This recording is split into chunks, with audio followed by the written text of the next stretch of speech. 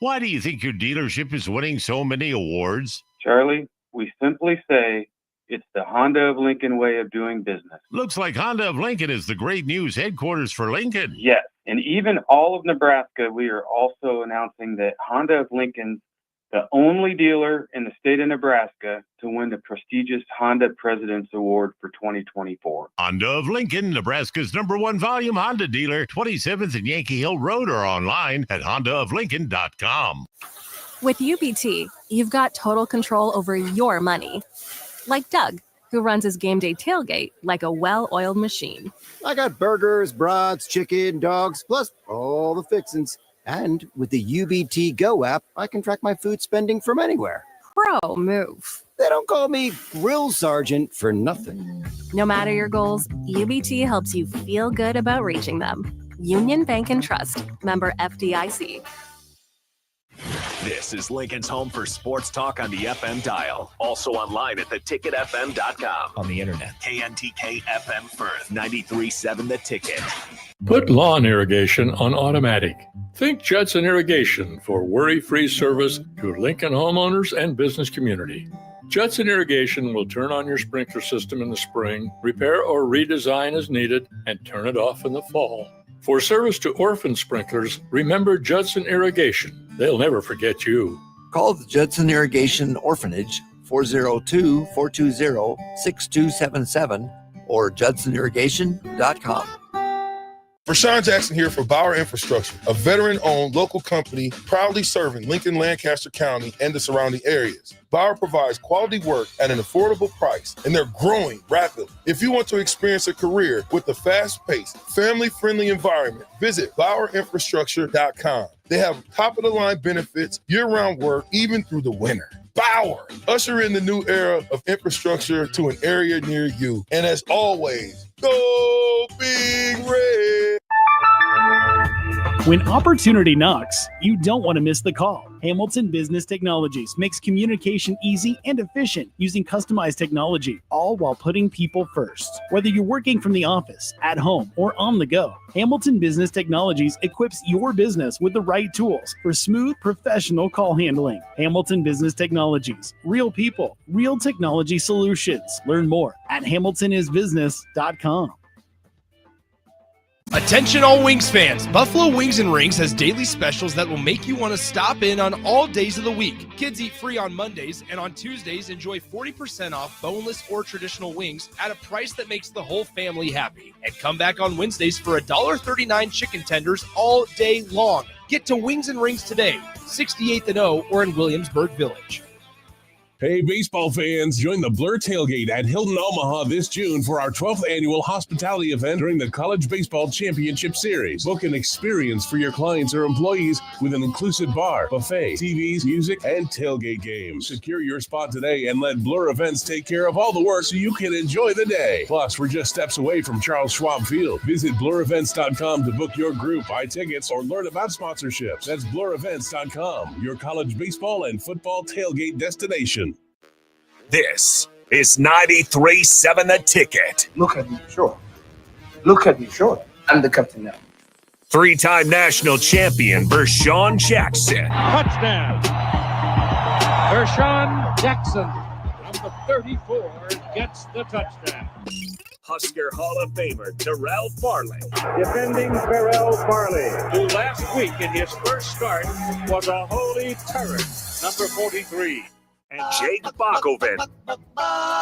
Coming at you live from the heart of Lincoln, America. On air and online at theticketfm.com. Powered by Bauer.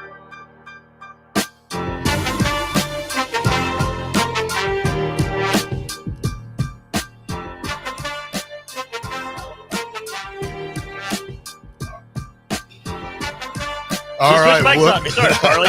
Welcome to the Captain Show, 93.7 The Ticket. This is the fastest 2 hours in radio, and this is also the most emptiest room in radio today. No Todd Euler for When the World Wednesday. No Vershawn Jackson today, and Bach will be here next segment, I guess. So, Austin, it's me and you. We're the only two last men standing here, Farley. We're the ones It's not called on the injured commitment. commitment. You know, we've kept ourselves in great physical shape. Didn't do anything, dumb to need to have surgery or anything like that. So you know what? Credit to us. Maybe pat us on the back. Yeah, for that. it's just to let us know we got a old man lineup. Euler, who's already 50, and Rashawn, who's 50. Two of they're on injured reserve right now. So thought Euler would have he said he was gonna stream in, but we're not gonna rush you back that quick. No. You need to take time to heal, and we'll get you, Euler, and we'll get to you, and we'll continue our window world. But the best thing for you to do right now is get you some rest and heal. Mm-hmm. That's the best thing to do in his situation. Now, on the captain hand, on the other hand, I don't know what he's doing. He isn't. Who knows? It's like a game of jump rope. You're in, you're out. You're in, you're out. Who knows with the captain? So we'll figure this out later on. I'll give you an update. Probably next segment or two. I'll try to figure it out, Austin. Deal. All right, Austin. Let's go to your. It's called your repertoire. You're a good NBA guy. You specialize in NBA college basketball. So let's start right there. The Knicks can't find a coach. Been denied by 3 teams: Dallas, Minnesota, and Houston. Jason Kidd, Chris Finch, and Udoka. Ime Udoka. Yeah. Yes. What's her name, boyfriend? He used to go with her. What's her name? Oh, gosh. I forgot her name that he used to go with. Nia Long. Yeah. That's right. Nia Long. So they've been denied by all of these teams. Is it the way they fired Thibodeau is the way that it is hurting them from getting permission? I know I know coaches have a right to choose or decide where they go and how to do it, but less so, because right now what's happening is that the Knicks have to request permission to interview those head coaches, and the teams have said no, we're not giving you permission to do that. So I think that's a big vote of confidence in all 3 of those guys, right? Chris Finch has been, it's hard to say he's the most successful coach in Timberwolves history, but certainly, the last 15 years, probably. You get why they want to hold on to him. You think of Ime Udoka, young coach grown into his own down in Houston with that core. You get why they'd want to keep him. It tells you they're not putting their shortcomings on him. They want him to be able to have the runway, the time to figure out a way to work through the offensive issues that I think plagued Houston really this year. And then Dallas and Jason Kidd, I think, is probably the most interesting one. Of course, Jason Kidd did play in New York, not for the Knicks, but for the Nets. Back in the day. So he has some familiarity with the area. Obviously, he's been around the NBA for a long time.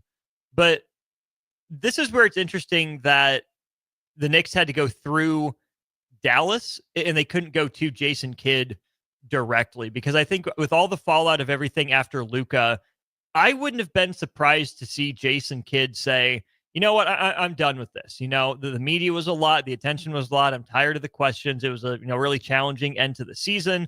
I don't trust ownership. I don't trust my boss and Nico Harrison. I'm going to try to look for a way out. But Jason Kidd would have had to have, made a stink, because they weren't just going to release him and say, oh, yeah, you can go. I think what it tells you is that Dallas either views Jason Kidd as an asset. If we like him, he's going to be the one to steady the ship. We want him to teach Cooper Flagg. More than likely, or it's, hey, you know what? We're under contract. We're going to flex our muscle. You can't get out of here unless you make a toxic situation. We don't think that's who you are as a coach. So you're just going to have to sit here and deal with it like the rest of us. So I don't know which way the Mavs go on that situation necessarily. But then as we get to the Knicks, Farley, I do think it's really interesting then that they would fire Thibodeau not having those options firmly in hand. You think about in college sports, especially, if you fire a coach who's, moderately successful, you better have a list. You better have a list in some desk drawer, whether it's in your office here, whether it's in a, safe deposit box at the bank you go to or whatever. You got to have a list of candidates that you don't have to get too far down before someone will say yes to you. And again, I'm not going to say it was wrong for the Knicks to fire Tom Thibodeau, the way they did in the manner they did after the season they did. But man, striking out on 3 coaches because you won't get permission to interview their coaches from their teams. Man, that's not really a good look from a franchise that I think has done a good job of getting back on the right foot and wanting to be taken seriously. But still, I mean, they're not the Lakers. They don't have the same level of muscle. They can just flex and say, yep, you're going to give us permission because we're the Knicks. It's going to be good for us, which means it's going to be good for business, which means it's going to be good for you. I just find a lot of it really fascinating. Well, my thing with the Knicks is that why would you fire a guy who got you so far, that it's been so long that you got to the Eastern Conference Finals, probably since Pat Riley or even way before that with John Starks and the last Patrick time Ewing. they made the Eastern Conference Finals was 2000. Yeah. So who was that team? John Starks, probably. Patrick Ewing, McDaniel. Who else played for the? I'm going to try to get pulled up here real quick. Give me just a sec. So that New York Knicks team, scroll down in the Eastern Conference Finals, coached by Jeff Van Gundy in the 99-2000 season. That team would have been Rick Brunson, Marcus Camby, Chris Childs, Patrick Ewing in his 14th year, Allen Houston, Larry Johnson, Latrell Sprewell, Kurt Thomas. That was Charlie Ward. That was a decent team right there. 50 and 32. Yeah, but that's my saying though. I mean, why would you get rid of a guy? I mean, if you're having problems with his coaching style, why not come to me during the off season? Let's see if we can come together and make this thing work, because we just had a magical season that we defeated Boston.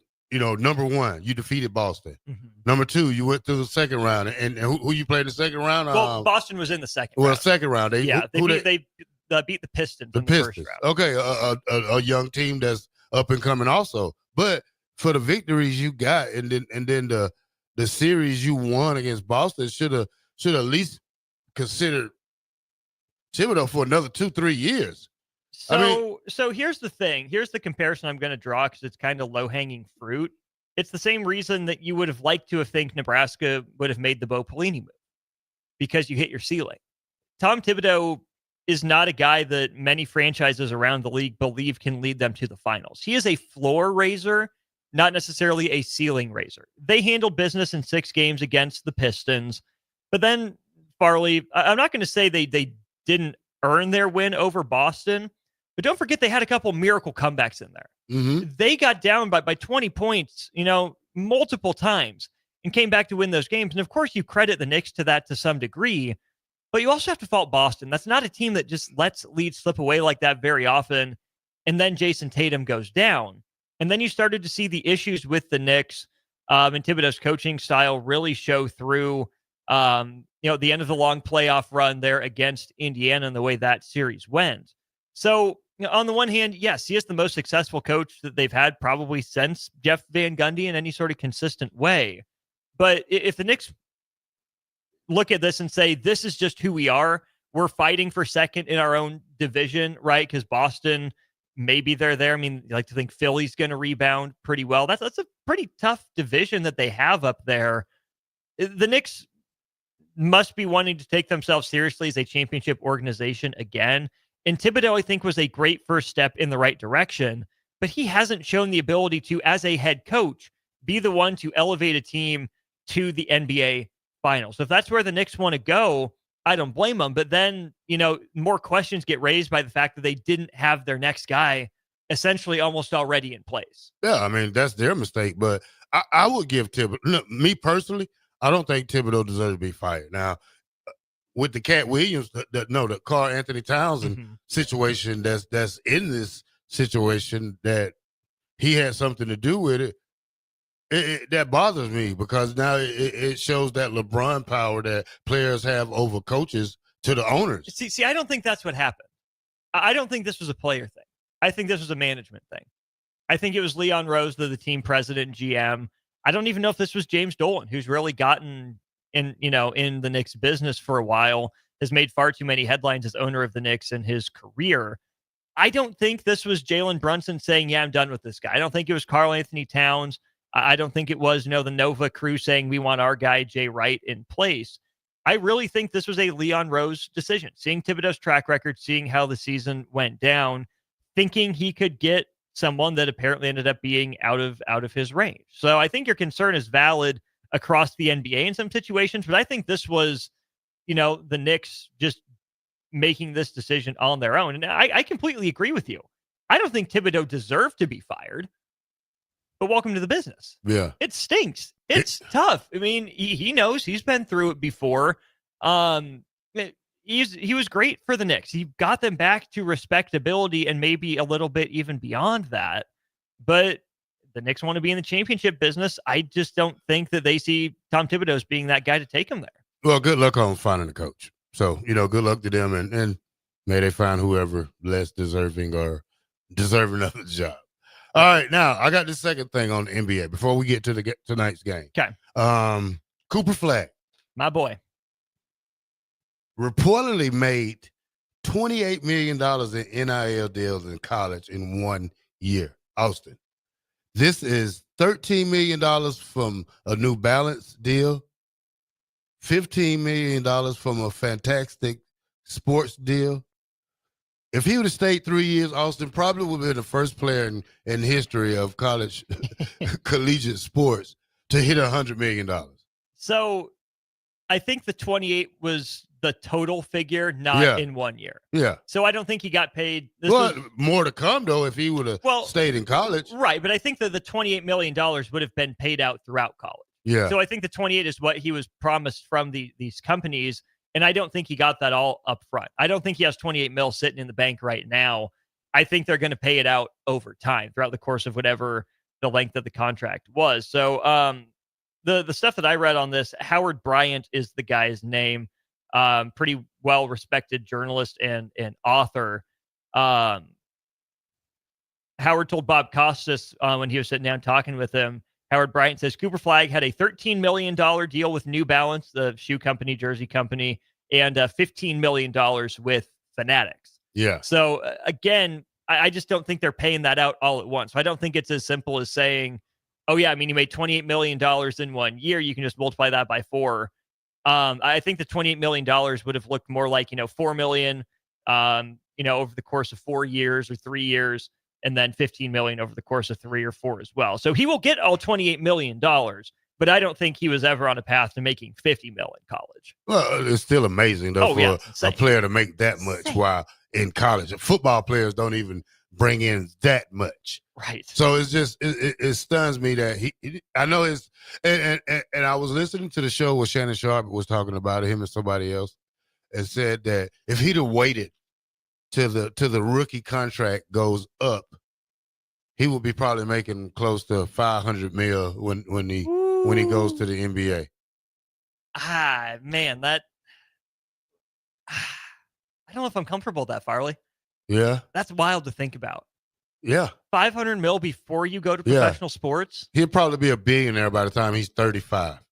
The way he's going. I mean, he's going to be the first pick. He's going to be the first pick. Yeah. You would be a fool if you do not take Cooper Flag with the first pick. I'm not going to lie. I really want Dallas to do something stupid one more time. I would love to see what the NBA looks like. Who's your NBA team? I don't really have one. I like rooting for players. So wherever Coop goes, I'll root for him. Probably get a flag Mavericks jersey at some point in the near future.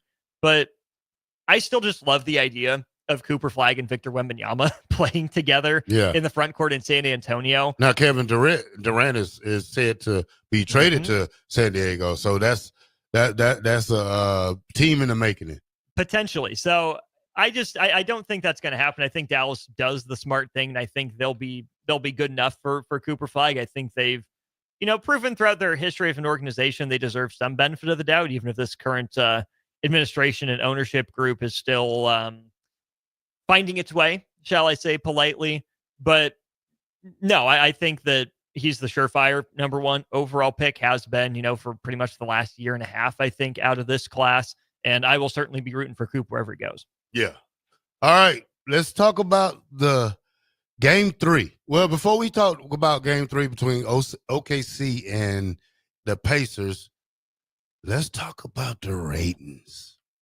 Game 1. of 2025 NBA average 4.7 ratings and 8.91 million viewers, making it the least watched game one outside of the league's COVID-fueled season. And now, those numbers are 18% rating decline and 19% viewership decline. Game two wasn't better. Ooh. That has been one of the low. It made it the least watched game two since 2007 and 2020 COVID season. Dang.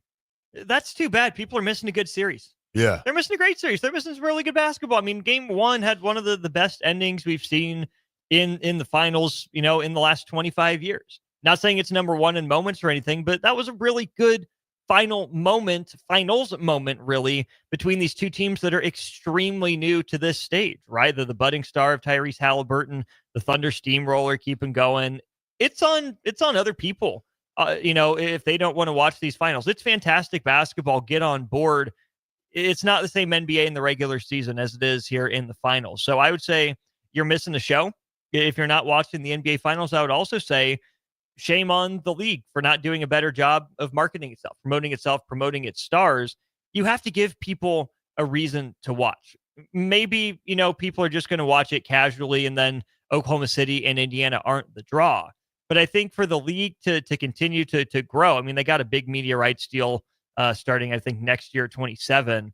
So they did get their money from Amazon, from ESPN a little bit as well. But it's on those big media partners to create a product that gets people to tune in and stick around, right? Just because you don't know Shai Gilgeous-Alexander, Tyrese Halliburton, or Miles Turner, Aaron Nesmith, Chet Holmgren, Jalen Williams, whoever you want to throw out there, how are you supposed to learn about them if, number one, not through watching the game, and number two, if all you hear from the official, channels that are airing and broadcasting the games is, oh, these are two small market teams. You've never heard of them before. What a surprise that they're here. That's not healthy for the league. Everyone's got to take some ownership in this and start pointing people back to just how good the game of basketball actually is on the floor.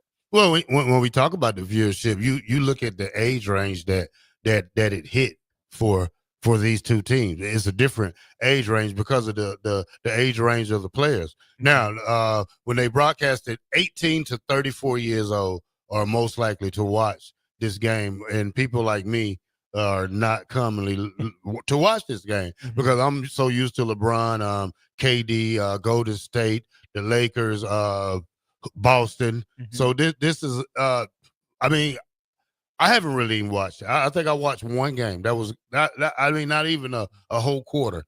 This whole offseason right here of the finals. So tonight I'll try to catch it. We got game 3 tonight in Indiana. I'm looking at OKC to steal this one.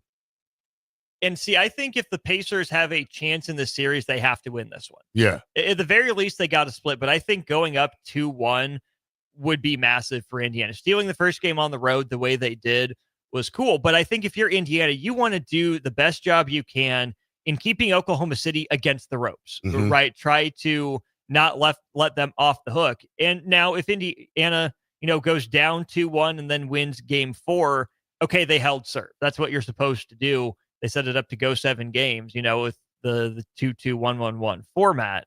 But I really think that if Indiana can continue to apply pressure to Oklahoma City, the Thunder have learned a little bit, but clearly they haven't learned all their lessons. I think the more you keep pressing them, the more you keep them on the defensive, not on the defensive end of things where they're really good if you're the Thunder, but if you keep putting Oklahoma City in spots where you can exploit their youth, their vulnerability, maybe to the stage, you can exploit Rick Carlisle's late game savvy that he seems to have displayed here throughout these playoffs, and maybe some advantage that he has over Mark Daigneault. I think that if Indiana wins game 2, we got a legitimate series, or game 3, sorry. I think if they go up 2-1, there's a legitimate series on our hands. And I'd be really curious to see how Oklahoma City responds with another game on the road to come. If Oklahoma City wins tonight, though, I think it's big time danger zone. Yeah, I think, well, that's not what I'm thinking. I'm thinking more like OKC by 15. I think they showed enough courage to come back in game 2 and do what they did. I think they was shocked in game one, and I think they get back on track. And I personally think they probably win this series 4-1, 4-2. So, you know, I'm definitely thinking in 5 mostly, like my Lakers in 5, but I'll stick with 6. So I'm thinking 4-2 lead. It'll be over pretty soon, but not quick enough. What are you saying that for? Not quick enough? Well, you want it to be over? This is great basketball, man. Well, I'm ready to hop to football season. You know, It's baseball season. We It's skip baseball. We skip baseball season. Tell that to around Ronald Acuna Jr. Yeah, I mean, Tell that to Spencer Strider. That's Tell all to right. Spencer Yeah, look at Schwellenbach. my brains. Tell that to Ozzy Look at my Albies. brains. Tell that to Marcelo Ozuna. You Tell know that what? to Austin Riley. You know what? That's why I Tell don't that even to Michael talk. Harris That's II. why I haven't said anything about baseball this year. Look, Nick, I don't care about your Cubs and whatever you think, whatever last place they're in, next to last, or whatever they are. Y'all are still in first, hanging on by a toenail. You know, yeah. So, and Kansas City, I'm not gonna get on them. Didn't they get smashed by the Yankees yesterday? Yeah, in one game. Yeah, They're going to win tonight. And They're guess where I gonna win heard? tonight. And guess where I heard it at? What do you hear today? On the Ticket 93.7. Yes, Let's sir. go to break right here, Austin. And when we come back, I have my man Bach back in the house. And thank you, Austin, for holding it down for them. And Nick, the Cubs, you know what?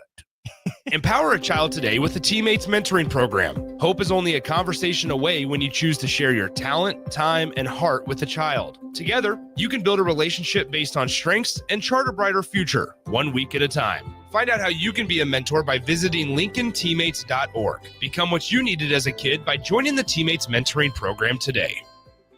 Hey, baseball fans, join the Blur Tailgate at Hilton Omaha this June for our 12th annual hospitality event during the College Baseball Championship Series. Book an experience for your clients or employees with an inclusive bar, buffet, TVs, music, and tailgate games. Secure your spot today and let Blur Events take care of all the work so you can enjoy the day. Plus, we're just steps away from Charles Schwab Field. Visit blurevents.com to book your group, buy tickets, or learn about sponsorships. That's blurevents.com, your college baseball and football tailgate destination.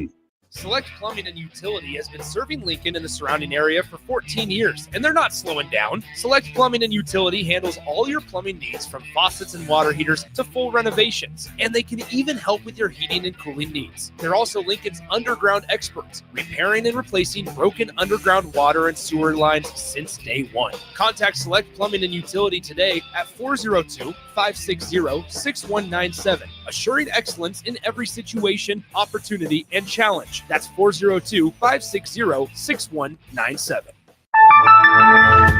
When opportunity knocks, you don't want to miss the call. Hamilton Business Technologies makes communication easy and efficient using customized technology, all while putting people first. Whether you're working from the office, at home, or on the go, Hamilton Business Technologies equips your business with the right tools for smooth, professional call handling. Hamilton Business Technologies. Real people, real technology solutions. Learn more at hamiltonisbusiness.com.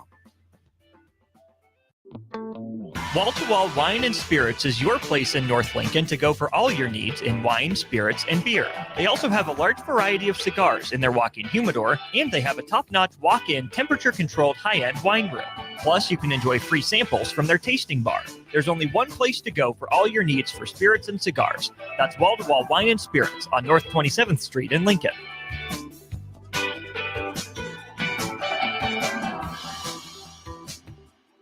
93.7 The Ticket, Fox, KFXL weather. Sponsored by John Henry's Plumbing, Heating, and Air Conditioning. Your Lincoln forecast for today, we'll see mainly sunny skies. It'll be breezy and hot with an afternoon high near 95. Tonight, mainly clear skies and a continued breeze, low around 67. And tomorrow, we'll see mainly sunny skies. It'll be breezy and hot again with the high near 90. I'm meteorologist Kyle Fleck for 93.7 The Ticket and theticketfm.com. Put lawn irrigation on automatic. Think Judson Irrigation for worry-free service to Lincoln homeowners and business community. Judson Irrigation will turn on your sprinkler system in the spring, repair or redesign as needed, and turn it off in the fall. For service to orphan sprinklers, remember Judson Irrigation. They'll never forget you. Call the Judson Irrigation Orphanage, 402-420-6277, or judsonirrigation.com.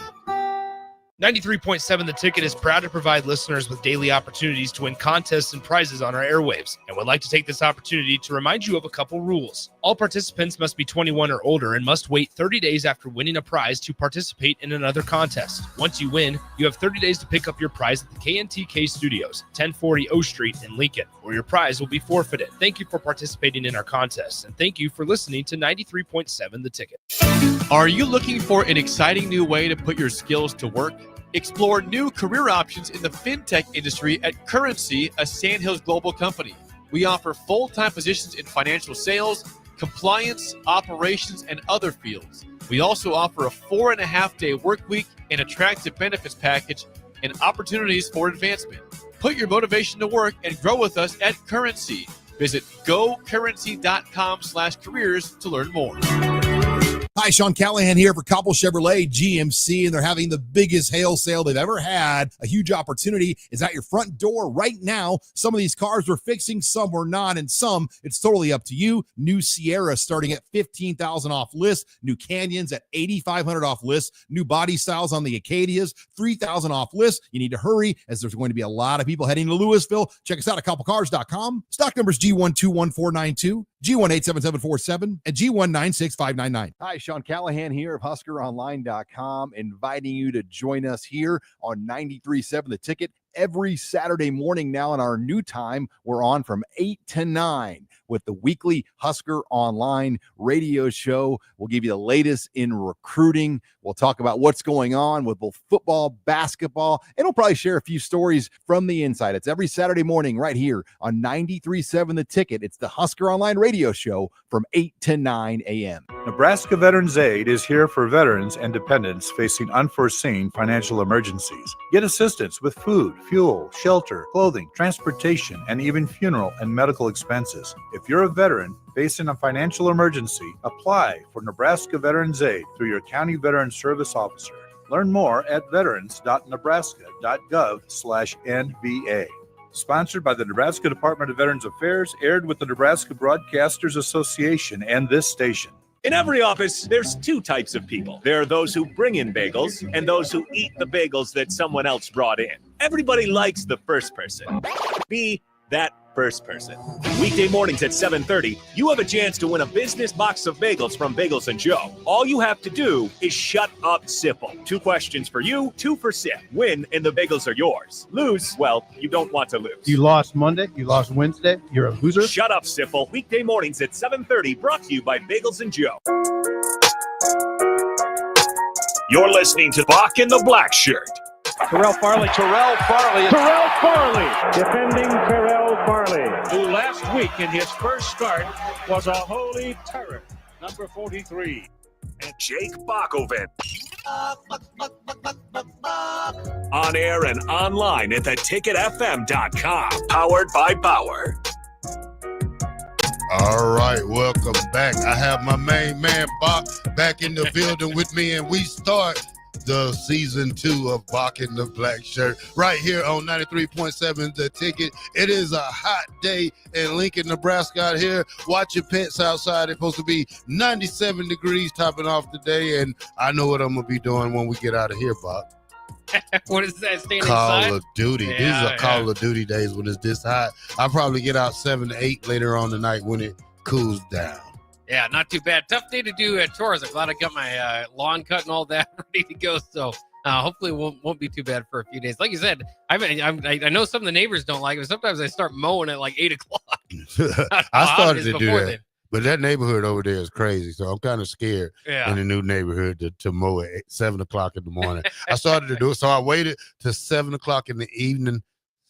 When did I do that? Monday. And I feel it still. You know, I'm not a big on a yard man, but I have to go over my grass 2 or 3 times. Yeah. Just to feel comfortable with the lines and stuff. And sometimes I don't get lines. I just go over it. Well, it's kind of interesting. Of course, I'm making my way back from the Philippines. It's much closer to the equator. It's very hot down there. On the other side of the world or whatever. But it's just kind of interesting because I didn't only adjust like the night and day difference, but it was also the time in which they did stuff, because most of the time they wake up early because the sun's going to be beating down on you all day long.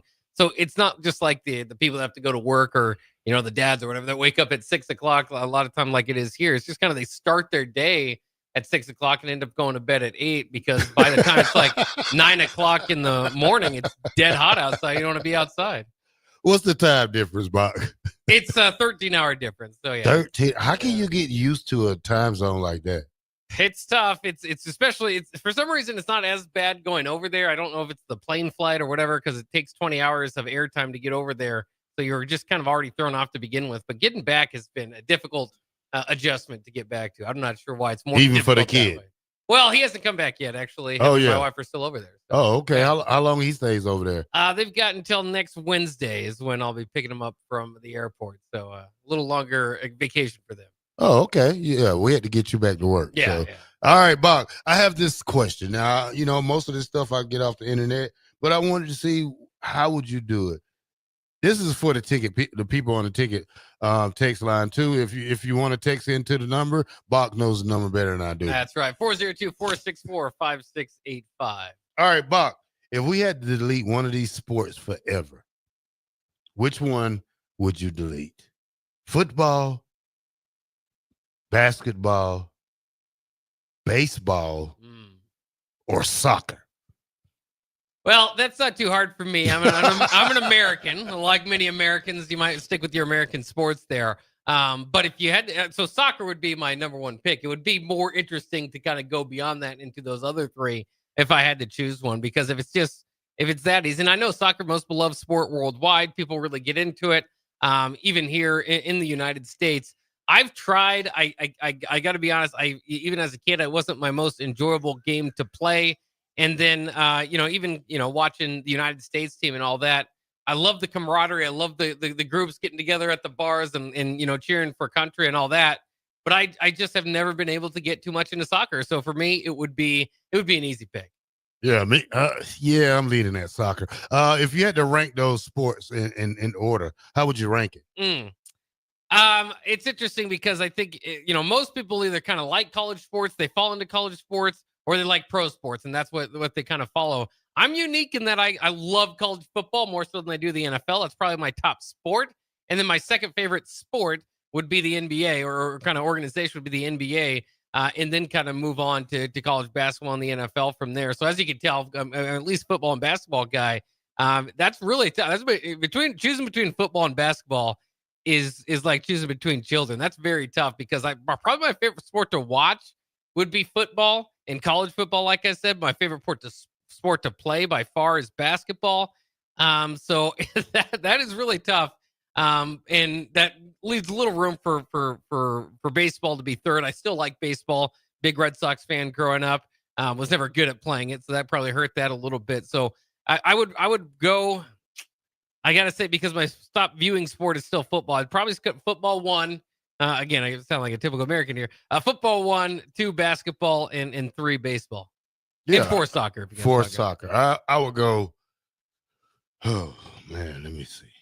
I think I would go football 1, baseball 2, basketball 3, and soccer 4.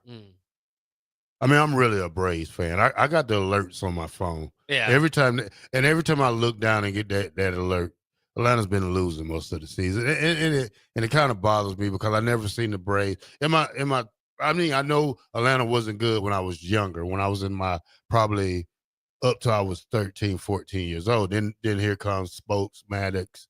I did watch the Dale Murphy era. I mean, I think when Dion got there, they went to the World Series or something. But at the same time, they wasn't that good. But now to see the decline and how much we put into Atlanta baseball, had a move to Gwinnett County. I mean, not Gwinnett County, but Marietta from downtown Atlanta, Georgia.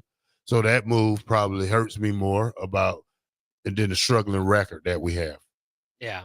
Are you like me? Would your rankings be the same as far as like what you would play compared to what you watch? Or are you kind of thinking more what you're viewing? Well, I got cut from basketball in junior high. I never tried out again. Okay. Yeah. I know it. I said, once you cut me, you'll never see me again. That's it. Yeah. So, and then I played baseball 1 year to please my dad because he was a baseball guy growing up. And I was a one sport athlete for especially when I was little. I only played football, and I think when I got like 13, I tried the Beirut baseball, and we had a great team. We was like 28-2 or 3, something like that. Had a couple of good guys from good baseball programs, and we was pretty good. I wasn't great at all. I was a good base runner, but not a great. You were hitter. the pinch runner, right? Yeah, I was a pinch runner. What do you put the right field? Yeah. Yeah, I'm out in right field, just sitting out there, just whistling and doing my thing. But yeah, that's me right there. Tommy V got football, basketball, soccer. So he doesn't like what was baseball? Yeah, he's leaving baseball out. Huh? Yeah, Bill and Betty say you left out hockey, Black Shirt. Nah. Hockey is something different. I can't watch hockey. I can't. I mean, I tried. It's just not my cup of tea. I probably would like to watch a game of curling before I watch hockey. Yeah, I mean, it's kind of just similar to me for like hockey and soccer. I think it's just the, and I feel bad for saying this because I'm big into football, like defensive football. I love a 13-6 game, but for those particular sports, there's just not a whole lot of scoring, and maybe that's the beauty and the art of it for a lot of people to watch it. But for me, I've just never been able to get into it. And then obviously for those sports, obviously similar offsides type of thing. So there's rules you got to know and regulations that go into watching it as well. And I find it very difficult for a lot of people if you didn't grow up watching it, like to all of a sudden grasp a sport. I just don't feel like you see that all that much. So I think at a certain point, if you're kind of haven't gotten into it at that point in your life, it's going to be hard. That's why I see some of these rankings that, like Timmy V said, he'll watch soccer if nothing else is on, and baseball he will not watch it regardless. I would watch MASH on TV before I watch soccer. You remember MASH? Yeah, I remember MASH. I would watch that right there, Yeah. or The Facts of Life. So I would not. What's happening? So I'd rather watch that than watch hockey. I mean, or soccer. Bach. Now, College World Series starts Saturday. Friday is opening day. Let's go and get this out of the way right here with this team right here. Murray State. Listen to this. Murray State tarps their own field. Their head coach cuts their own grass. And their field only holds 800 people. They easily have the worst facilities in the Missouri Valley, and they coaches make 10 times less than the coaches of their opponent on Saturday. What do you think about that, Bob? How good is for this, and how much money does teams earn to go to the World Series now that especially in the I wish I had DP in here for this question, but especially in the NIL era and does College World Series have a payout for the teams that make it there? Yeah, I'm not sure about the money necessarily, but obviously for the recognition, it will help them tenfold. Now, I think generally in a situation like that, when you start listing off 10 times less money and mowing your own field and all that sort of stuff. 800 people. This reminds me of a college basketball team. We usually see a college basketball, if you have a big run in March, then you're going to have a lot more people interested in going to university. However, what we usually see is the head coach take a different job, the players transfer to bigger schools, and so you aren't able to kind of capture whatever special organically came together. And so that's going to be kind of sad to watch moving forward. I don't think we're going to see this the start of a Murray State 3 straight years, because the whole team will probably be depleted because of the transfer portal era and all that. And why not? I mean, if you're able to do that at Murray State, you should get a better job, bigger opportunity and all that. So, I mean, it's kind of fun though that they do stand out that way, and that you do have a clear, and you can look at it through the betting odds as well. You have a clear underdog for the tournament. And so, that's fantastic. And again, I'm sure it's going to be, do wonders for the Racers, by the way, the Murray State Racers, for their school. And hopefully maybe can lead to some upgrades at the facility as well. If I was a bettor, I would go bet on the Racers. I would bet. I would probably win a lot of money, especially who's their first game opponent. I'd have to double check the schedule. But I'm thinking about taking $5 down there I'm not a big gambler, but I'm thinking about taking about a couple of dollars, probably $10, $20 down there and bet them on the racers. Yeah, you can make some good money doing that. Yeah, If they win, obviously. To come from a small stage and now they're on the big stage, you got to root for a team like this just because of the way they got into the tournament. They beat a good Duke team, the ACC. I mean, they came out of that thing Monday. I think game 3 was Monday. Yeah, they've got a tough. Their first game is against UCLA.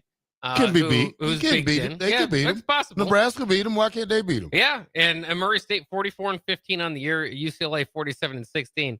If they do beat them, that's the problem. They're just kind of in a tough group here because Arkansas and LSU is on the other side, so that they're in bracket number 2. So they'll play the loser. Either way, win or lose, you've got a tough SEC matchup waiting for you on the other side if you're Murray State. But who knows? Maybe they can get that magic rolling. Bracket 1 is Coastal Carolina and Arizona at the top, and then Oregon State and Louisville. Those games will be Friday. The Saturday games, UCLA, Murray State, and Arkansas and LSU. Now, I just seen this. Gus Mohawk, I think. Read the text. He said, just say it. I'm trying to find something else.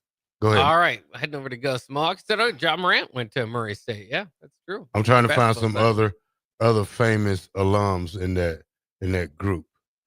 So, Murray State alums.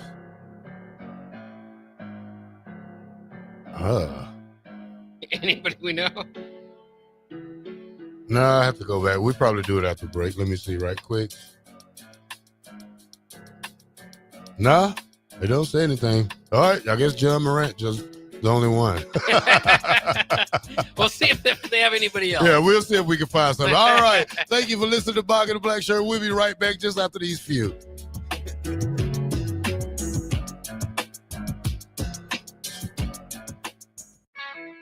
Country music star Rodney Atkins will be performing at the Icebox on Friday, June 20th. Tickets start at $30 and doors open at 7 p.m. The capacity is only 3,000, so don't wait. Buy your tickets at LincolnStars.com today before it sells out. Your number one dad may not need another tie or coffee mug, but he always needs a little more award-winning barbecue from Hog Wild. Give Dad a meal fit for the king of your castle this Father's Day with Hog Wild's hearty, family-pleasing menu. Our meaty ribs, tender beef brisket, pulled pork, and hot links pair perfectly with our home-style sides. Order online at GoHogWild.com. Hog Wild Pit Barbecue, 3210 Cornhusker Highway in Lincoln. But don't be late, we close at 8. With UBT, you've got total control over your money. Like Doug, who runs his game day tailgate like a well-oiled machine.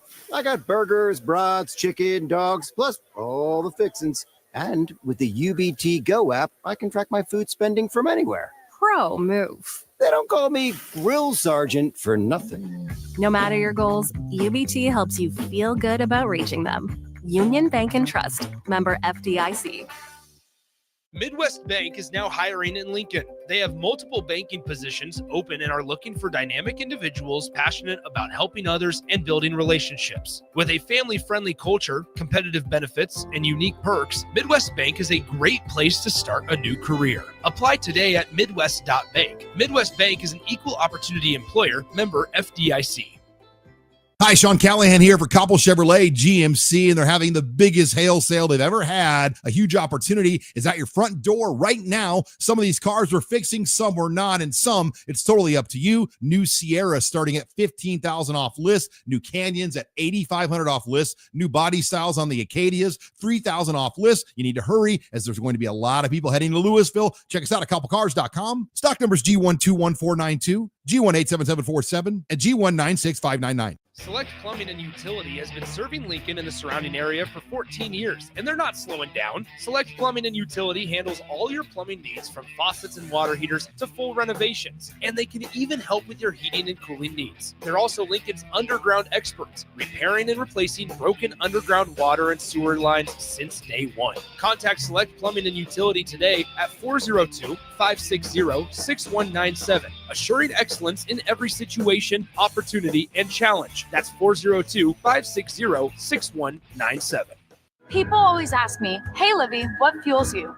Passion, competition, the pursuit of greatness? None of those things. Raising Cane's is the only fuel I need. Their cooked-to-order chicken fingers always fills my tank, and the crinkle-cut fries and Texas toast are the perfect top-off for the perfect road trip. So when I'm running on fumes, I always refuel at Raising Cane's. But turns out, not everything's fueled by Cane's. Guess the old girl prefers her sauce unleaded. Raising Cane's chicken fingers. One love. When you were a kid, clubs were cool. Robotics club and space club and stuff like that. But what do adults get? Book clubs and quilting clubs? Nah, forget that. How about margarita clubs and old-fashioned clubs? Get to Upside Bar and Lounge for the best clubs in town. Try all 10 varieties of Upside margaritas or old fashions and take home a free souvenir glass. Grab the whole crew and pair it with Taco Night on Mondays or Whiskey Wednesdays. Upside Bar and Lounge at 29th and Pine Lake. Finally, a good reason to have a smart house. Just say, Alexa, play 93.7 The Ticket, and we'll magically start playing. How's it work? Nobody knows. Don't ask questions. Nebraska Veterans Aid is here for veterans and dependents facing unforeseen financial emergencies. Get assistance with food, fuel, shelter, clothing, transportation, and even funeral and medical expenses. If you're a veteran facing a financial emergency, apply for Nebraska Veterans Aid through your county veteran service officer. Learn more at veterans.nebraska.gov/NVA. Sponsored by the Nebraska Department of Veterans Affairs, aired with the Nebraska Broadcasters Association and this station. 93.7 The Ticket is proud to provide listeners with daily opportunities to win contests and prizes on our airwaves, and would like to take this opportunity to remind you of a couple rules. All participants must be 21 or older and must wait 30 days after winning a prize to participate in another contest. Once you win, you have 30 days to pick up your prize at the KNTK Studios, 1040 O Street in Lincoln, or your prize will be forfeited. Thank you for participating in our contests, and thank you for listening to 93.7 The Ticket. You're listening to Bach in the Black Shirt, on air and online at theticketfm.com.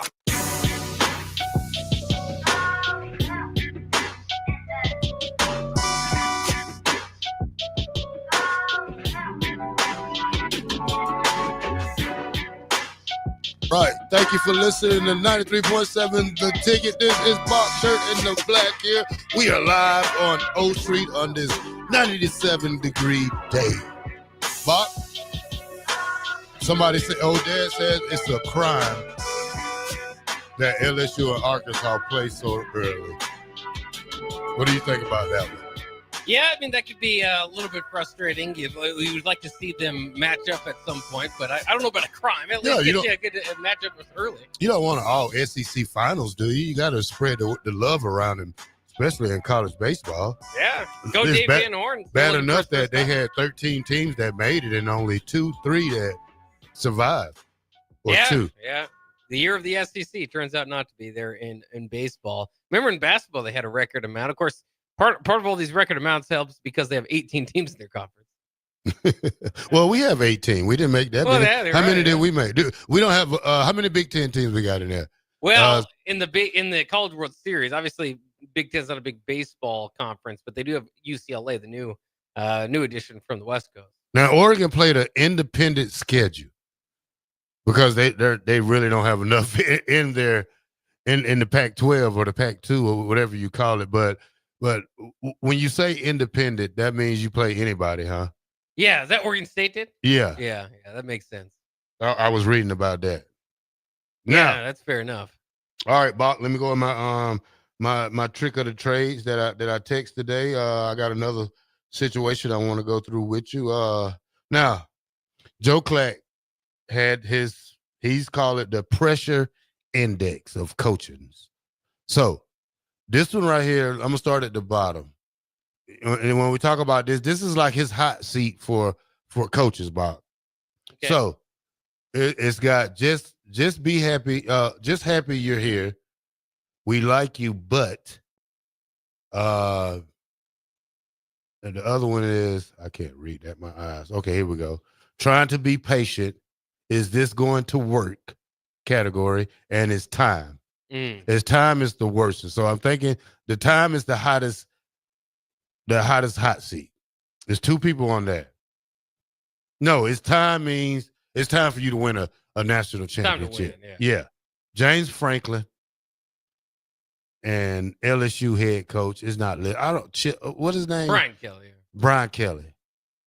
Yeah, I mean that's interesting because I don't think that James Franklin's necessarily on a hot seat at all. But as far as it's time type of feel, is this is the time is now. The opportunity is there, and maybe some may have felt that with Penn State last year. Of course, they're in the quarterfinals to get to the championship, despite maybe not being the best team in the Big Ten. We saw that coming up runner up to Oregon, and then obviously Ohio State went on the win to a national championship. So it's hard to say they're even top two.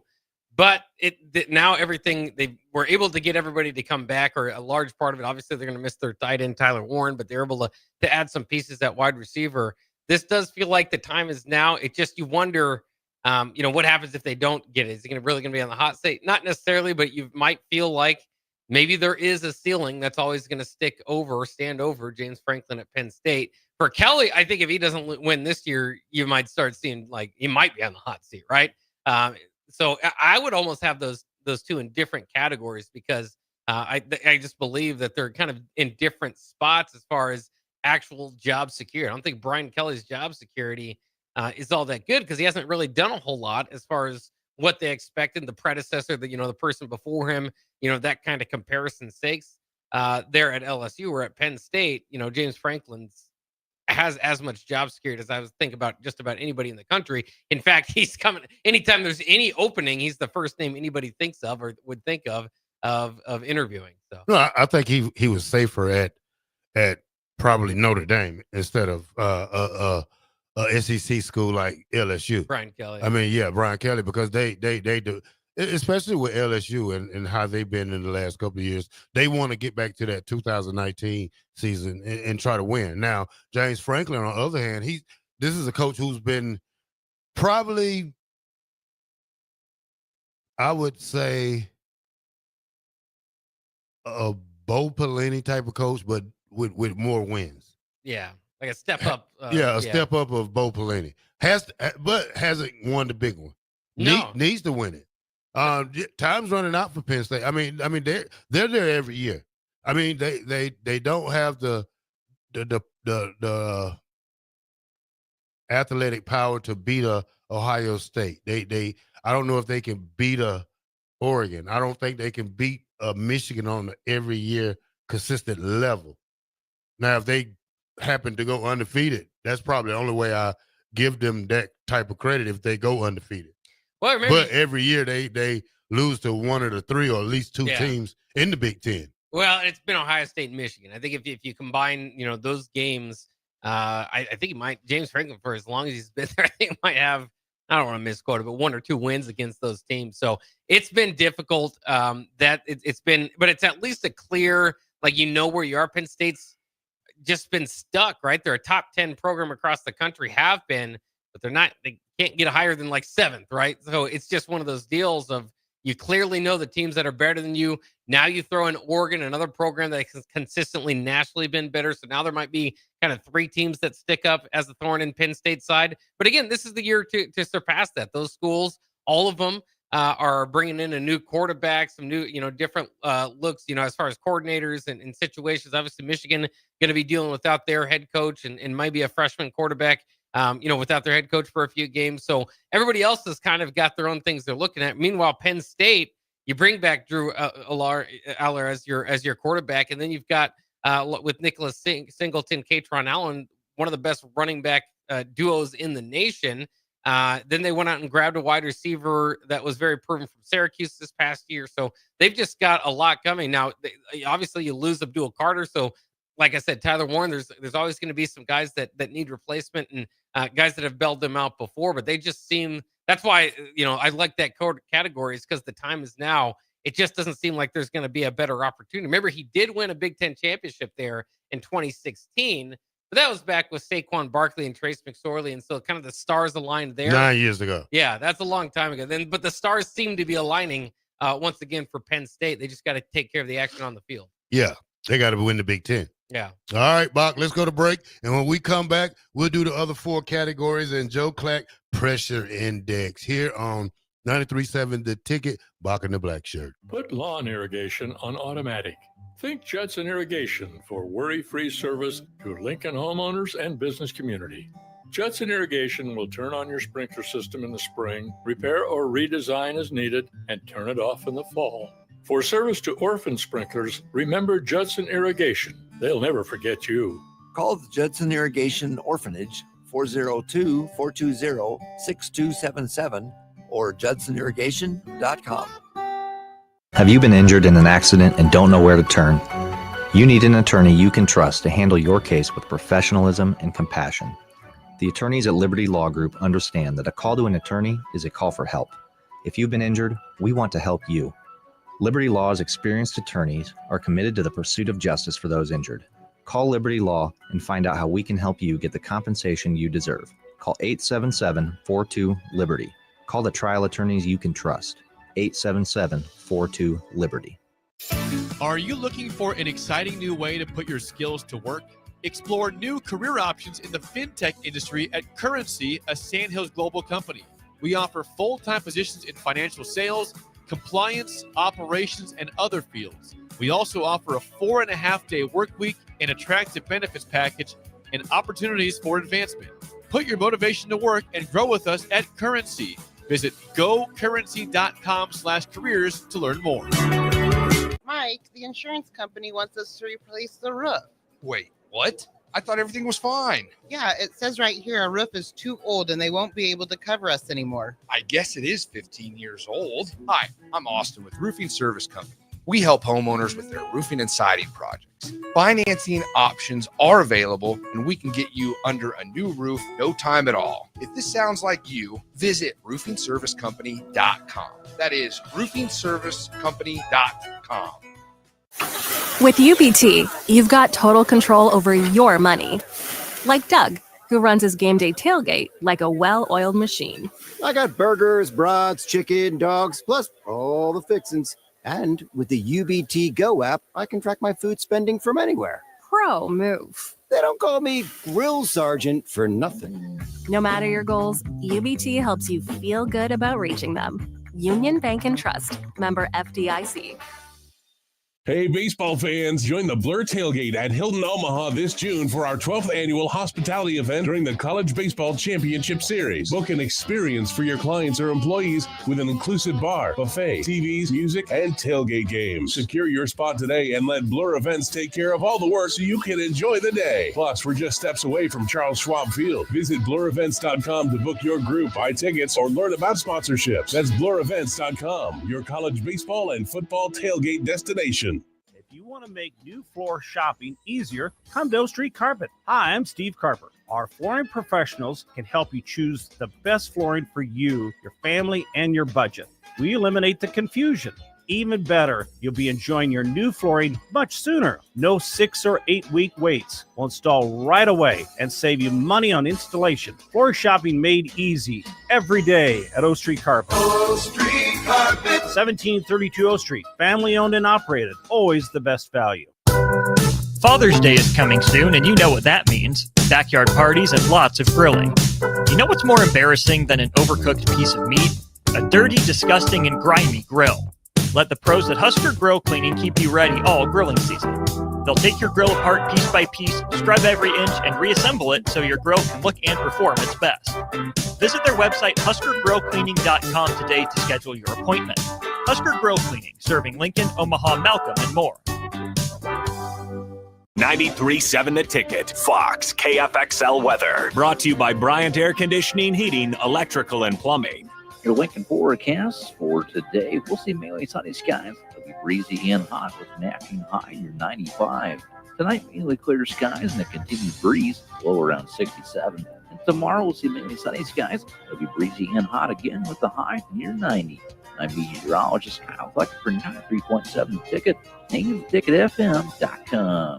Ticket listeners know a dream team when they see one. At Applied Connective, we've been in the game for 20 years and have developed a team of world-class leaders in all things IT. From cybersecurity and Microsoft products to physical security, audio-video, infrastructure, business phone systems, and anything in between. We'll help you leverage technology to become your most secure, efficient, and profitable. Head to our website to check out real reviews and testimonials and sign up for a free tech consultation. We can show you where you might be vulnerable, inefficient, or overspending. It's a game changer, and it's totally free. Claim yours right now at appliedconnective.com. Midwest Bank is now hiring in Lincoln. They have multiple banking positions open and are looking for dynamic individuals passionate about helping others and building relationships. With a family-friendly culture, competitive benefits, and unique perks, Midwest Bank is a great place to start a new career. Apply today at midwest.bank. Midwest Bank is an equal opportunity employer, member FDIC. This is Lincoln's home for sports talk on the FM dial. Also online at theticketfm.com. On the internet, KNTK FM Firth, 93.7 The Ticket. You're listening to Bach in the Black Shirt. Terrell Farley, defending Terrell Farley, who last week in his first start was a holy terror, number 43. And Jake Bakoven. On air and online at theticketfm.com. Powered by Bauer.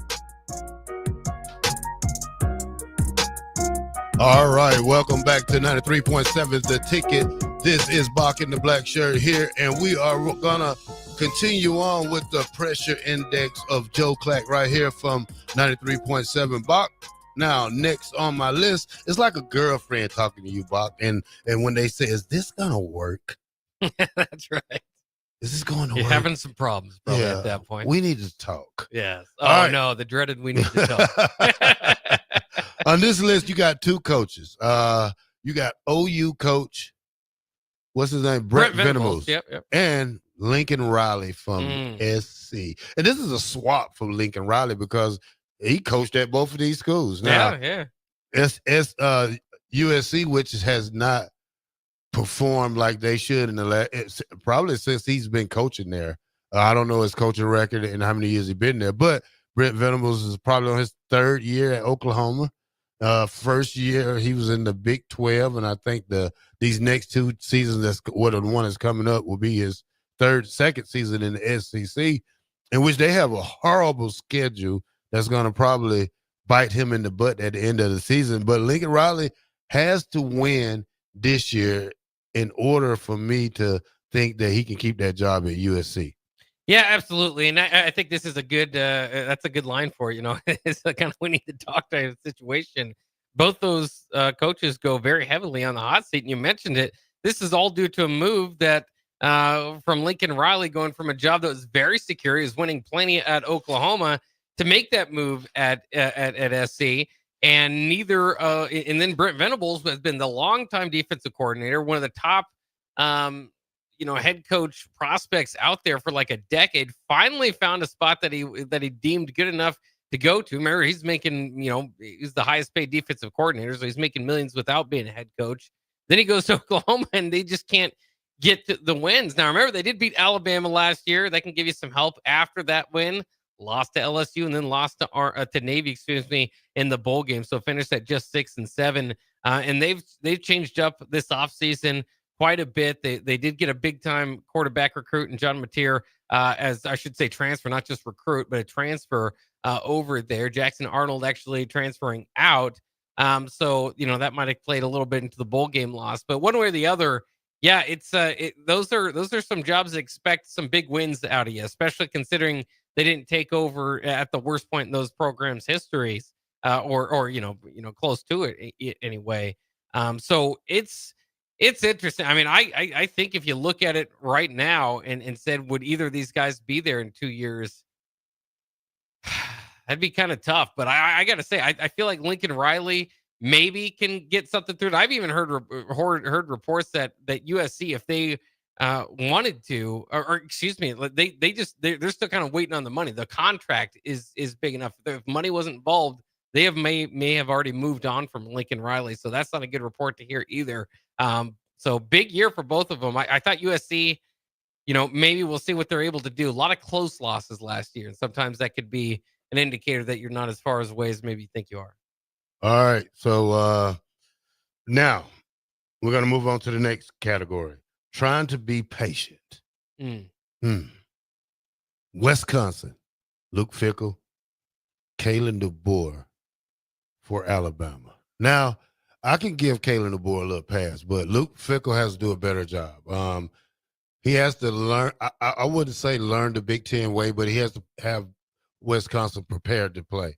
Didn't look like it. What was they, 6-7 last year? 7-6 or something? 5-7. It was the first time they'd missed a bowl game since like the 90s or something. Yeah, so he's definitely on the hot seat. If he goes back with another 5-7 record, look for Barry Alvarez to fire him as soon as the season over. Now let's go to Kalen DeBoer. You can't really fault this guy for what happened at Alabama, because after Nick Saban left, a lot of guys transferred out. Now he has a full year under his belt, and he's coming from what, a Power 4 school? Yeah, in Washington. Yeah. Well, he came from Washington. I wouldn't call him a Power 4 or whatever it is, Pac-12 or over there. But he lost some great players. He lost his safety to Ohio State. He lost a whole bunch of guys out of there. Now he lost Isaiah. I mean, not Isaiah, but what's the big guy from Nebraska? Pritchard. He lost Pritchard. And now now he goes on year 2, full better recruiting. He knows his guys better. They know his system better. Now the only thing he has to do is go out there and see if he can prove it on the field. Yeah, I mean, you gotta go back to kind of winning your own way, right? I mean, obviously, at most places, 9-4 would be a welcome first year. At Alabama, the sky was falling, and obviously, it just didn't go well. That loss to Oklahoma really threw things off. Remember, that was 24-3. So it wasn't particularly close. And DeBoer is an offensive specialist. They did rebound by beating Auburn, but then the loss to Michigan in the bowl game, and Michigan didn't even hardly have to pass in that game, combined with some earlier losses. Vanderbilt, of course, that was a big one. One of the bigger upsets, probably the biggest upset last year, because it was the first loss for them. I think some patience is needed here, and that's a fair thing to do. Remember, he's just incredible what he did at Washington. That's a school that was, had a hard time finding a head coach, and maybe we'll see if they have even more difficulties moving forward. But just 2 years there, and was 25-3. Now already 9-4 in just 1 year at Alabama, so you're not going to get that record. But I mean, he's a proven winner at Fresno State, Sioux Falls before that. Again, Alabama's going to be the biggest job that you have to this point, so it might go a little bit differently. But I like that category for them. But I would also separate them, because I think Luke Fickell is closer to actual hot seat discussion than Kalen DeBoer is. I get the idea, because another 9-4 season might actually put Kalen DeBoer on the hot seat with, following up Nick Saban. But again, for Luke Fickell, this is year 3. I mean, he was the same hiring class as Matt Rule. And, that hiring class can kind of start to get year 3. You kind of start to get those conversations going. But again, it's not just how well you're doing, your overall record. It's what was the program like before you took over. And Luke Fickell took over a program that had just succeeded. It might have hit a ceiling, but it had succeeded for 20 plus years. And now finally doesn't make a bowl game. I mean, that's a big deal in Madison. So, yeah, I would have to categorize these guys a little bit differently. All right. Bach, I got a message for you. Bill and Bennett says, sorry, Bach. Need some new sounds for you. His intro. That old intro is kind of lame. Bill and Bennett doesn't like it. Well, it goes back to, that Bach is from a commercial. One of the last times Nebraska made a bowl game before this previous year, all the way back to I think that's the 2014 bowl game. So, you need to change it to something like what's the Curry kid first name from Golden State? Steph Curry. Yeah, you should say Steph Curry 3-point shooting coach Jake Buckelman. There you go. Something like that. You got to change. Yeah, we'll work on it, Bill. We'll try to get Bach up to date. We'll try to put him, get him some hype, some hips. I don't have any great plays like you and Rashawn have touchdowns from the great Keith Jackson. There's not going to be any audio of that out there for me. Keith Jackson never called one of my middle school basketball games. We'll have to AI you. Yeah, maybe we can do. You're right. We just probably AI it at this point. Yeah. So, okay. All right. This next category on the pressure list is we like you, but. All right, that's like a job calling you in the office. Yeah, we like some of the stuff you do, but all right, let's figure out what we can do better. All right, on this list, Bach, we got Florida State head coach, Tennessee head coach, Florida head coach. I don't know who start off first with. I guess I'll start off with Tennessee, Josh Heupel.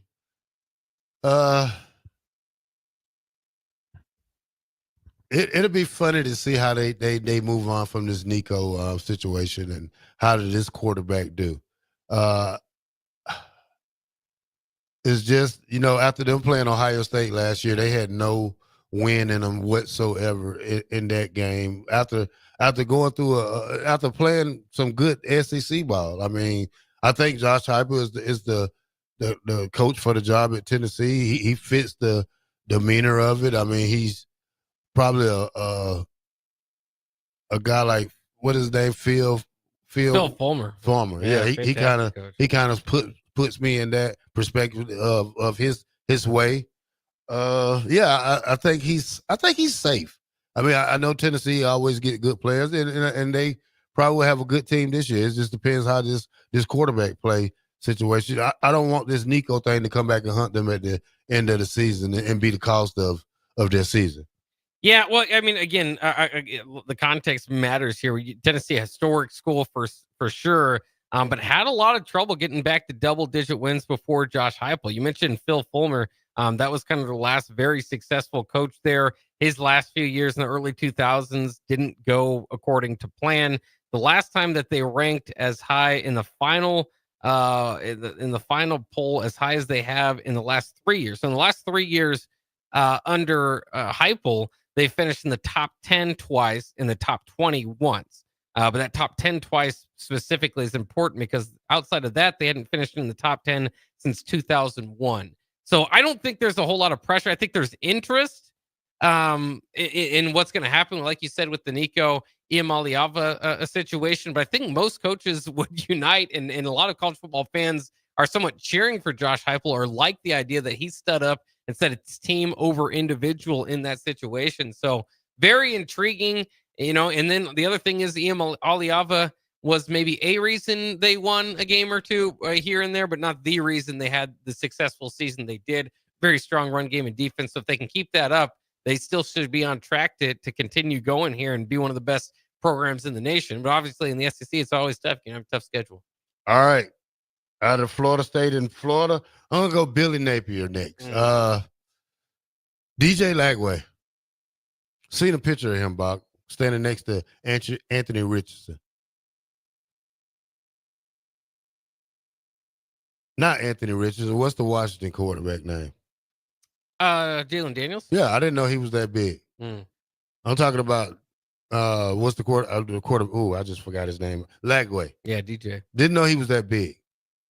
Kid 6'4". The thing about Florida last year is they had a grueling schedule. They kind of got out of it. They escaped it and still ended up going 8-5. Yeah. That was great. Didn't expect them to have that type of year from the way they started off. But they're one of the surprise teams this year that possibly could make a run for it if they can get their offense together and get the defense playing right. Kind of excited to see how they go. Florida's one of my old favorites, probably one of the schools I would have signed out of high school with if I would have got my grades right and had my head tuned on, head on my shoulders. But yeah, I think Florida's going to be all right this year. I don't know if they're a playoff team, but I still think they're probably 9-3, 10-2 team. No, I wouldn't. 9-3. Well, they've got another tough schedule coming up again. And of their 5 losses last year, 3 were to teams that were in the top 25 at the time and finished, I believe, in the top 25, at least playoff teams in Georgia, Texas, and Tennessee, and even took Tennessee to overtime. Texas didn't go quite so well, but they won their final 4 games, including LSU, Ole Miss, and Florida State, as well as the bowl game against Tulane. So certainly finished on a good note. All that being said, they're 500 in Billy Napier's 3 years there, which obviously going 8-5 this last year didn't do too well the first 2 years there. They are about as intriguing of a team as you can see because, like I said, they were 4-5 at one point last year. It looked like Billy Napier's time was all but done there. They made this late season run to win 4 straight. Does that mean they found themselves? Or are they ready to roll? I'm not sure, but they've got LSU, Miami, Texas A&M, Georgia, Ole Miss, Tennessee, and Florida State waiting them on him this year as well. So I don't know. I mean, is 8-4 should probably be like, it would be good for almost anybody with that schedule. You'd think maybe a top 25 type of, back end, obviously, if they did make it with that record. But it's just going to be such a thin margin because at Florida, you can't, it doesn't matter how much the schedule excuse is going to be there. They fire guys who, win the SEC East pretty routinely if they're not winning SEC championships. So this is, I wouldn't be surprised if this is the final year for Billy Napier. Oh, even, 7 wins. I don't know if that'll be enough. Yeah, I think that they have to win at least 9 just to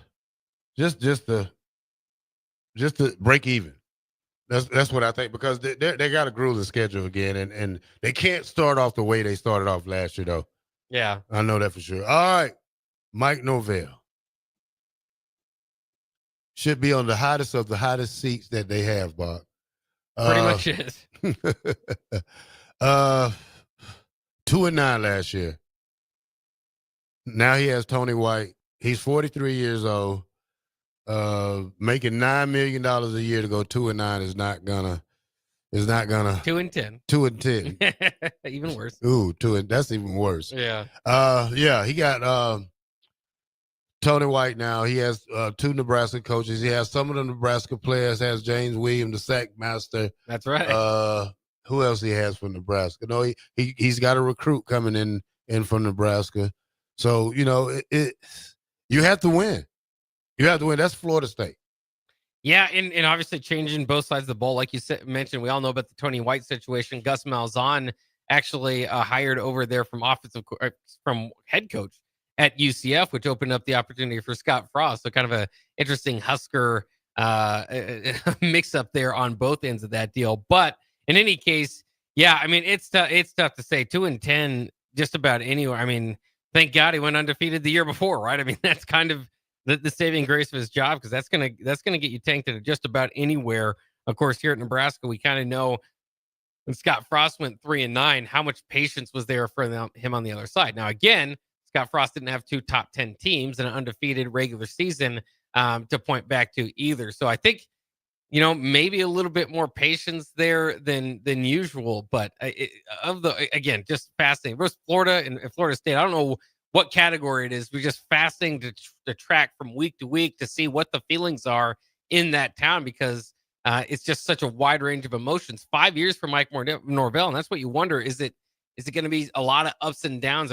Would you be able to live with the ups if the downs are that low? Because his first 2 years there, they were about to run him out of town in year 3. Was able to kind of save his job and then get it all the way to the point that they should have made the playoffs 2 years ago. Of course, we all know the story didn't with that 4-team playoff, but Maud back to 2-10, and you just get worried too. I do anyway. And I suppose Nebraska is kind of in the same category here, where you've got an offensive coordinator that isn't long to be an offensive coordinator, right? He's been a head coach. So if you have success with him, what does that mean for the next step? I mean, are these longtime coordinators, or is this a Band-Aid to kind of fix the program? Then you're stuck back with Mike Norvell finding somebody. Again, Nebraska could be in that same type of conversation, but it's just intriguing. Yeah, it depends on the success of our offense coordinator this year. Yeah. That he's probably in the market for a job next year. Absolutely. Even though he signed a 2-year contract. I mean, if a coaching job comes available, I would want to accept that too. So you have to watch out for those things. Now, last on this list, this is just be happy you're here. I think that's just the cold seat. Bill Belichick. Oh, okay, yeah. Rough start to college football with him. Yeah. For him and his girlfriend. I think the media took it out of hand with saying how much that she was. I mean, she was involved a lot. If she's working for the university, okay, cool. But if she just there, then it's going to be a problem. But I think the little conversation he had with ABC or whoever that was, I think it kind of ironed things out, and especially with the upcoming football season already approaching so fast that the only thing we want to see out of Bill Belichick is just go out there and win. Yeah, and it's interesting too, because I said it before. North Carolina has just kind of been stuck in neutral, and that's kind of where they eventually kind of ran out of patience with Mac Brown. But anywhere from since 2019, they've won anywhere between 6 and 9 games, and so I think it's interesting to see if Bill Belichick will, with a new coach, will it swing one way or the other. Obviously, in the conversation for best all-time NFL coach, so I don't have to go through why that's so entertaining. Just happy to be there is interesting because I think that would be a concern with his age. If this is kind of just his retirement job, are you getting the most out of him, or is he still hungry to prove what he can be? Because the question always with Bill Belichick is, could he be that successful without Tom Brady? And to kind of go through that in the NFL, are you now more hungry to prove that there's more to you as a coach, even at the college level, or is this kind of more your retirement job, something that your name is always going to be able to get you an opportunity there, but maybe he even views from pro to college, maybe as a step down, and maybe his whole effort's not in there. Again, I don't want to question that, but it is something that's kind of interesting though. So if it's painted that way, just happy to be here, I think they would be in trouble. If he's hungry and looking to take North Carolina to the next step, it could be kind of an all-time move there to get Bill Belichick for the Tar Heels. Remember, it's been a while, but at one time, in the 90s, there was even back the first trial run with Mac Brown, he kind of had them in the top 5 there for a couple of years, competing with Florida State in the ACC. It's kind of hard because he doesn't show any emotion. I couldn't imagine being a kid in college playing for Bill Belichick because of, the style that he coached, not the style that he coaches, but the way he doesn't have any emotions on the sideline, or he doesn't seem like he speaks a lot to his players. So that's a kind of strange coincidence right there when I say it'd be funny for me to play for him. Yeah, the adjustment to college players certainly is something people are going to be looking at moving forward. But they call themselves the 33rd NFL team. They're going to operate as such. Generally, when I've seen that, obviously with Bill Callahan, I kind of got a close-up look at what that thought would be. Maybe there's there's some correlation there, maybe not. But generally, when I see teams kind of that just hasn't been successful. It sounds good, but it just hasn't been all that successful when teams say they're going to operate that way, because it's a little bit of a different ball game. But at the same time, I get it. Because, when you get a recruiting letter for North Carolina now and you get the opportunity not to just say, well, what's going to translate to the NFL? This guy's, usually you're going to say, well, this guy had some experience as a linebacker coach or had this. But when you say this is the greatest of all time or arguably the greatest head coach of all time in the NFL, you're going to know the feedback that you're getting from him about whether you're going to make it or what you have to do to make it to the next level. It's going to be pretty darn good. Yeah. All right, that wraps it up for the coaches' hot seat right here from Joe Clack. 93.7 The Ticket. Bach in the black shirt will be back after these few. People always ask me, hey, Livy, what fuels you? Passion, competition, the pursuit of greatness? None of those things. Raising Cane's is the only fuel I need. Their cooked-to-order chicken fingers always fills my tank, and the crinkle-cut fries and Texas toast are the perfect top-off for the perfect road trip. So when I'm running on fumes, I always refuel at Raising Cane's. But turns out, not everything's fueled by Cane's. Guess the old girl prefers her sauce unleaded. Raising Cane's chicken fingers. One love. Are you ready for a new opportunity? Check out Sandhills Global. Join a dynamic team where your skills are valued and your career can soar. We offer full-time positions with a 4.5-day work week, competitive pay, excellent benefits, and a positive work environment. From IT and marketing to sales and finance, we're looking for talented individuals just like you. Apply today at sandhills.jobs and take the first step towards an exciting future. That's sandhills.jobs. Don't wait, apply now.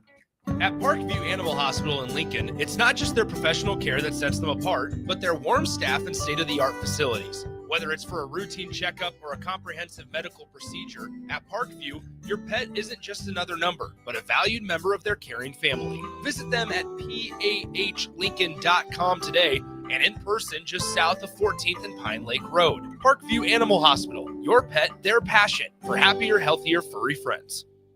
93.7 The Ticket, Fox, KFXL weather. Brought to you by Bryant Air Conditioning, Heating, Electrical, and Plumbing. Your Lincoln forecast for today, we'll see mainly sunny skies. It'll be breezy and hot with an afternoon high near 95. Tonight, mainly clear skies and a continued breeze, low around 67. And tomorrow, we'll see mainly sunny skies. It'll be breezy and hot again with the high near 90. I'm meteorologist Kyle Fleck for 93.7 Ticket, and ticketfm.com. Hi, Sean Callahan here for Copple Chevrolet GMC, and they're having the biggest hail sale they've ever had. A huge opportunity is at your front door right now. Some of these cars we're fixing, some we're not, and some it's totally up to you. New Sierra starting at $15,000 off list. New Canyons at $8,500 off list. New body styles on the Acadias, $3,000 off list. You need to hurry as there's going to be a lot of people heading to Louisville. Check us out at copplecars.com. Stock numbers G121492, G187747, and G196599. What's better than supporting your favorite radio station and eating delicious Nebraska-made products? Smoking Gun Jerky of Nebraska wants to highlight you, the listener, on the 93.7 The Ticket Wall of Fame at the store. Stop by the store at 48th and R in Lincoln and see their huge variety of small batch gourmet jerky. Or if you're not in the area and want to try some, go to smokinggunjerky.com and enter code EARLY for 10% off your purchase. It's the ultimate low-calorie, high-protein snack at Smoking Gun Jerky of Nebraska. Batter up! Join us this summer at Haymarket Park for 50 action-packed Salt Dogs games running now through August. Visit saltdogs.com for updates on everything you need to know about weekly promotions, giveaways, and special events. That's where you'll find the latest updates to make sure you catch all the excitement and never miss a homestand you want to attend. Haymarket Park is your ticket to fun all summer long. Visit saltdogs.com to get your tickets and unleash the fun. Are you looking to upgrade or improve the garage door on your home? This is Cameron Hall of Doors Plus. At Doors Plus, we guarantee to offer a wide selection of options from 5 leading garage door manufacturers as we deliver a free estimate, exact measurements, and rapid installation with a 3 to 5 week time frame. When you choose Doors Plus for your residential garage door needs, you'll work with our experienced technicians and be ensured that your new door seamlessly complements your home. Give us a call at 402-590-5800 or visit us online at DoorsPlusLLC.com. Doors Plus, garage doors, and more. If you want to make new floor shopping easier, come to O Street Carpet. Hi, I'm Steve Carper. Our flooring professionals can help you choose the best flooring for you, your family, and your budget. We eliminate the confusion. Even better, you'll be enjoying your new flooring much sooner. No 6 or 8 week waits. We'll install right away and save you money on installation. Floor shopping made easy every day at O Street Carpet. O Street Carpet. 1732 O Street. Family owned and operated. Always the best value. Country music star Rodney Atkins will be performing at the Icebox on Friday, June 20th. Tickets start at $30 and doors open at 7 p.m. The capacity is only 3,000, so don't wait. Buy your tickets at LincolnStars.com today before it sells out. Now's the best time to lock in early order savings on a new John Deere planter from Landmark Implement during the early order program. Plan for success with the latest technology, including Exact Emerge high-speed planters that help you cover more acres with greater precision and productivity. Order your planter for next year now to unlock the biggest savings of the season. Contact your local Landmark location today and experience the Landmark difference. Select Plumbing and Utility has been serving Lincoln and the surrounding area for 14 years, and they're not slowing down. Select Plumbing and Utility handles all your plumbing needs from faucets and water heaters to full renovations, and they can even help with your heating and cooling needs. They're also Lincoln's underground experts, repairing and replacing broken underground water and sewer lines since day one. Contact Select Plumbing and Utility today at 402-560-6197, assuring excellence in every situation, opportunity, and challenge. That's 402-560-6197.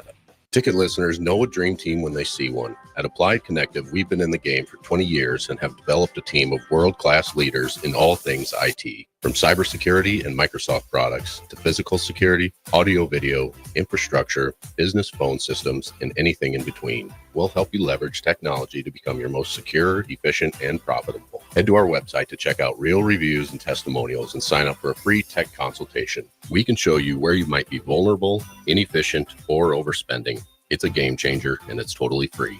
Claim yours right now at appliedconnective.com. You're listening to Bach in the Black Shirt on air and online at theticketfm.com.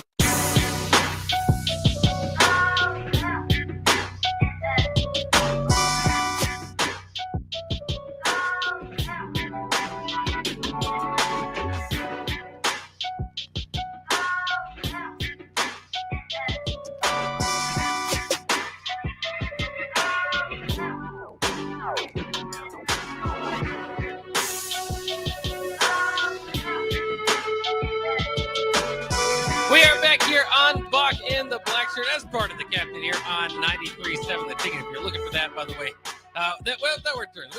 We're kind of like when they used to do what was it, ESPN on ABC back in the day before they just completely call it ESPN.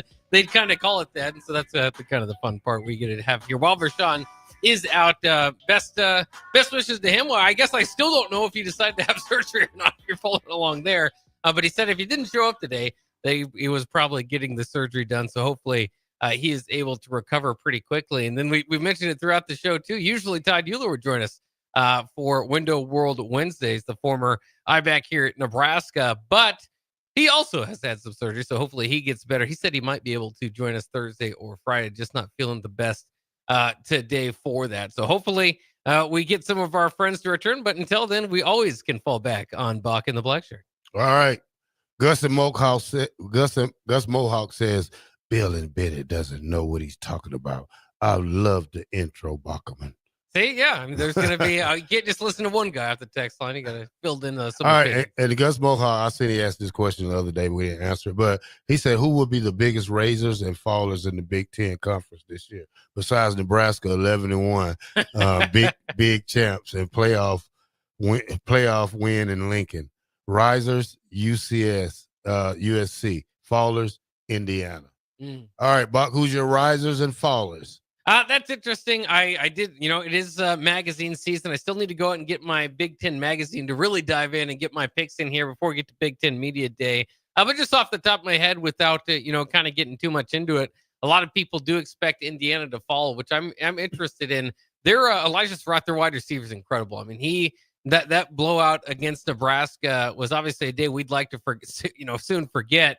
But it really turned into that because he made some spectacular catches. It seemed like every time they needed a big third down, they'd go out and get him now. But, you're not going to have Curtis Rourke. I think that kind of was downplayed a little bit as part of their success, partially because they were able to win a little bit without him in that Michigan, you remember, but that was a bit of a struggle offensively. So were they able to maneuver those pieces? How much of that truly was Curt Cignetti, or was it kind of the players that you had in place there that might not be there coming back this year?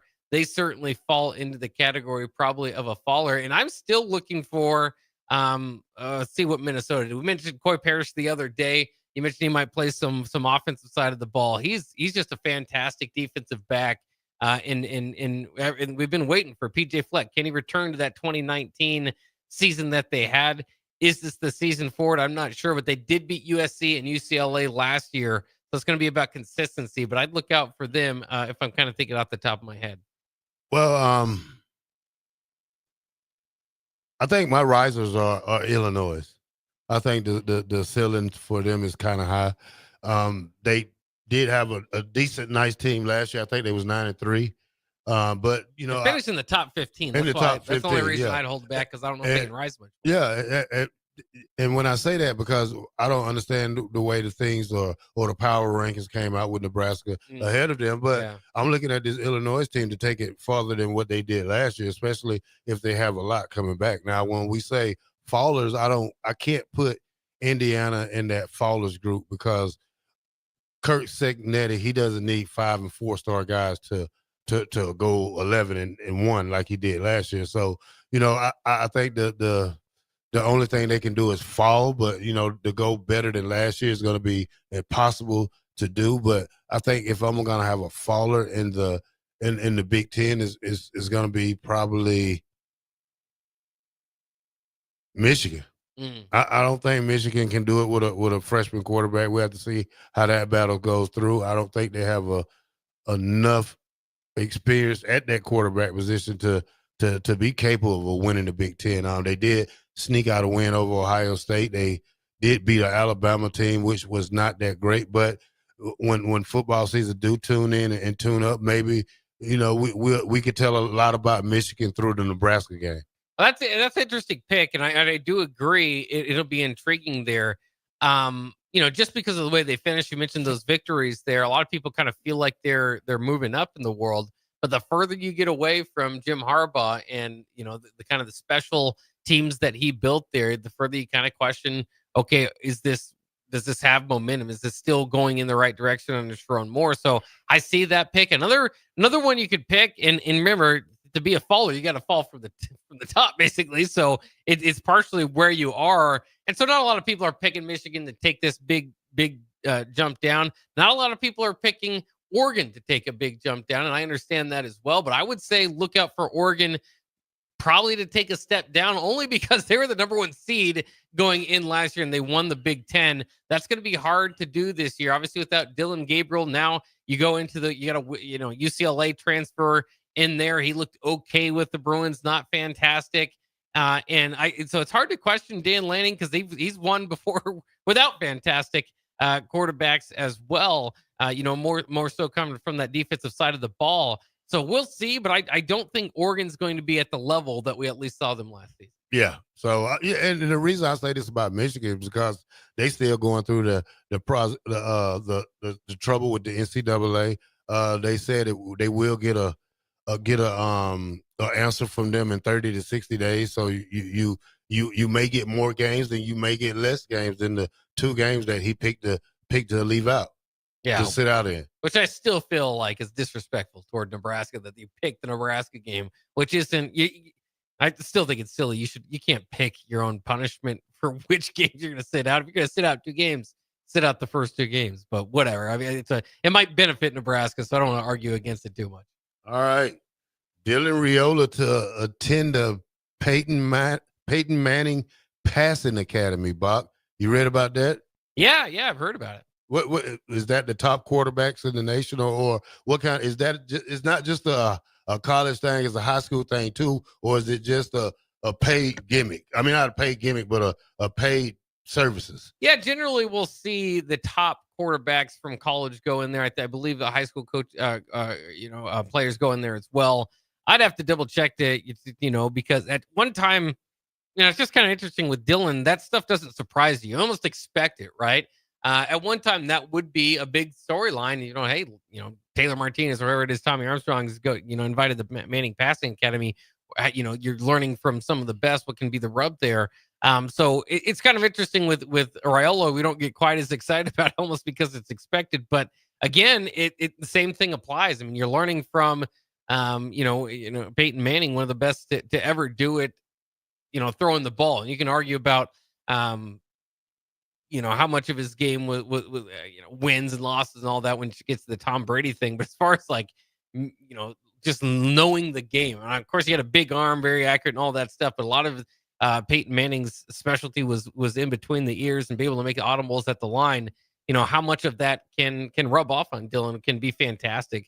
The only reason why I say maybe wouldn't be as excited, like usually you just hope, he's a changed man. Now he's a great quarterback. Dylan's just been around NFL minds his entire life. Obviously the friendship and the relationship with Patrick Mahomes, quarterback coach. So I don't know if I quietly have as we normally would, the excitement like it's going to change him necessarily, but it will be good for exposure. It'll be good for an opportunity to showcase. And he is, there is still that, even though I might not see that as big of a benefit, it could be maybe you pick up a thing or two while you're down there. All right, Bach, I got this thing right here. It's going to say, which are the worst jerseys in Nebraska history that we wore? Okay. It's 4 of them, Bach. These are the alternates. Yeah.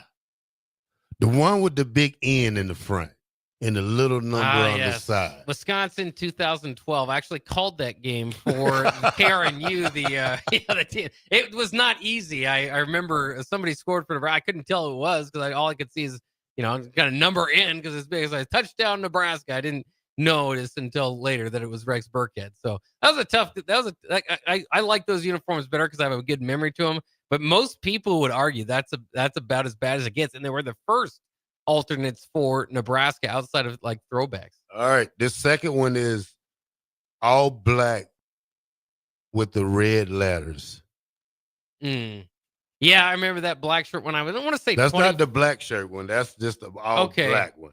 Yeah, I'm trying to think if because now I might be getting them confused. I think the black shirt one was 2014 UCLA. That one might have been a couple years later.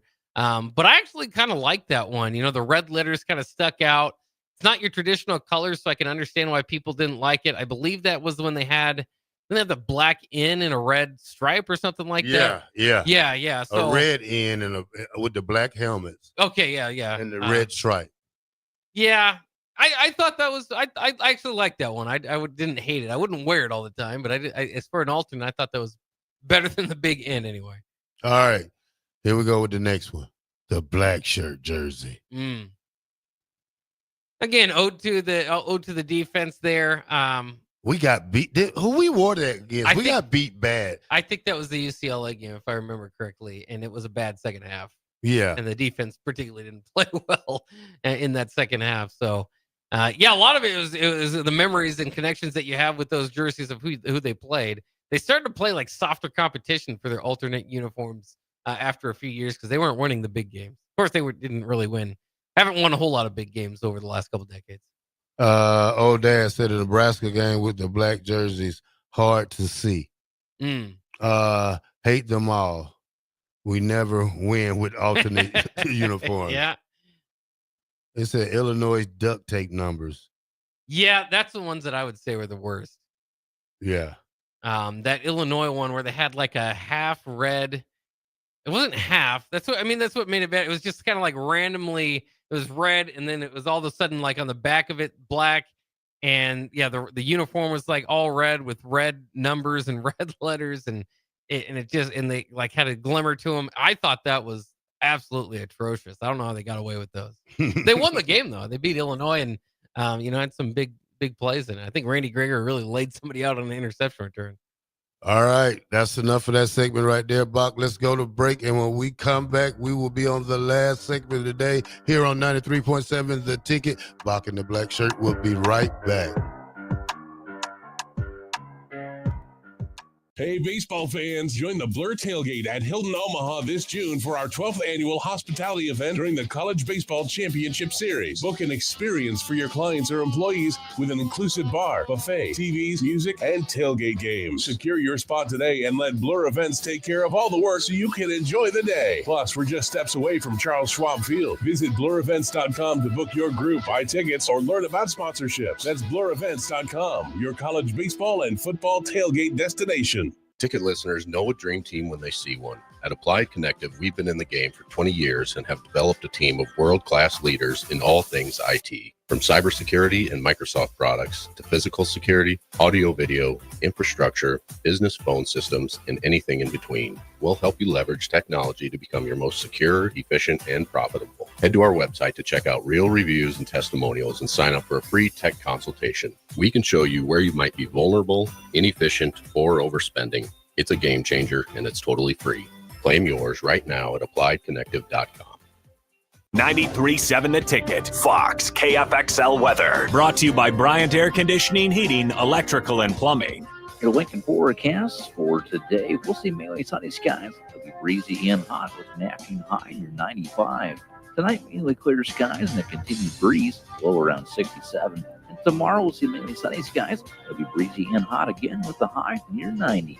I'm meteorologist Kyle Fletcher for 93.7 The Ticket, and ticketfm.com. Mike, the insurance company wants us to replace the roof. Wait, what? I thought everything was fine. Yeah, it says right here our roof is too old and they won't be able to cover us anymore. I guess it is 15 years old. Hi, I'm Austin with Roofing Service Company. We help homeowners with their roofing and siding projects. Financing options are available, and we can get you under a new roof no time at all. If this sounds like you, visit roofingservicecompany.com. That is roofingservicecompany.com. Schweizo Construction is now hiring for skilled craftsmen, steel erectors, concrete workers, and general laborers. Schweizo Construction offers great benefits like premium wages, health and dental insurance, paid holidays and vacation, 401k with company match, life insurance, and disability insurance. They pride themselves on a legacy of 40 years built on integrity and trust. Joining their team means becoming part of a family that values hard work, dedication, and mutual respect. Apply today at schweizo.com. That's schwisow.com. Make sure you you tune in every Saturday from 11 to 12 for all things youth football with Tank Perry and Jim Sandman. Learn how the game of youth football has grown in and around the capital city with coaches, athletic directors, and league commissioners telling you all about it. It's all things youth football with Tank Perry and Jim Sandman every Saturday from 11 to noon right here on 93.7 The Ticket and theticketfm.com. At Parkview Animal Hospital in Lincoln, it's not just their professional care that sets them apart, but their warm staff and state-of-the-art facilities. Whether it's for a routine checkup or a comprehensive medical procedure, at Parkview, your pet isn't just another number, but a valued member of their caring family. Visit them at pahlincoln.com today and in person just south of 14th and Pine Lake Road. Parkview Animal Hospital, your pet, their passion for happier, healthier, furry friends. Are you looking for an exciting new way to put your skills to work? Explore new career options in the fintech industry at Currency, a Sandhills Global company. We offer full-time positions in financial sales, compliance, operations, and other fields. We also offer a 4.5-day work week, an attractive benefits package, and opportunities for advancement. Put your motivation to work and grow with us at Currency. Visit gocurrency.com/careers to learn more. Load up on meat and more this summer at the Mercado by Certified Piedmontese. This week's specials through June 24th are $1 off ground beef, 15% off on aprons, 15% off Cornhead beer, and buy one, get one 50% off on brats and hot dogs, limit 2. Plus, stop by for lunch on Fired Up Thursday at the Mercado East or Fired Up Friday at the Mercado North. Locations at 84th and Havelock, 30th and Yankee Hill, and now 85th and Old Cheney in Lincoln, or 168th and Maple in Omaha. Get to the Mercado today for the best meat in town. Midwest Bank is now hiring in Lincoln. They have multiple banking positions open and are looking for dynamic individuals passionate about helping others and building relationships. With a family-friendly culture, competitive benefits, and unique perks, Midwest Bank is a great place to start a new career. Apply today at midwest.bank. Midwest Bank is an equal opportunity employer, member FDIC. Wall to Wall Wine and Spirits is your place in North Lincoln to go for all your needs in wine, spirits, and beer. They also have a large variety of cigars in their walk-in humidor, and they have a top-notch walk-in temperature-controlled high-end wine room. Plus, you can enjoy free samples from their tasting bar. There's only one place to go for all your needs for spirits and cigars. That's Wall to Wall Wine and Spirits on North 27th Street in Lincoln.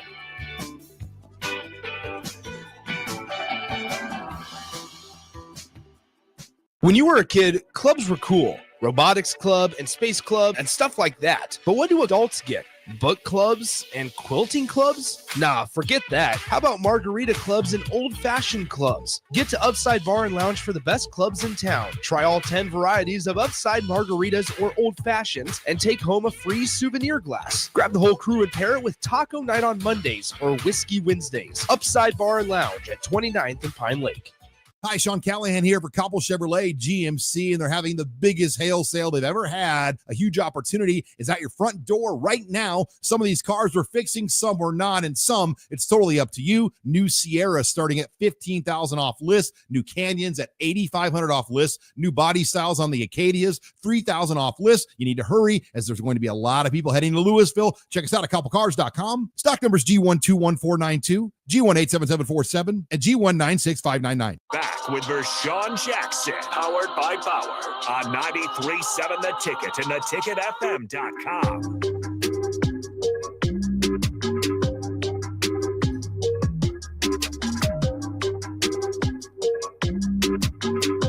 All right, welcome back to the Captain Show 93. Ooh, Bach and the Black Shirt Show right here on 93.7 The Ticket. All right, Bach.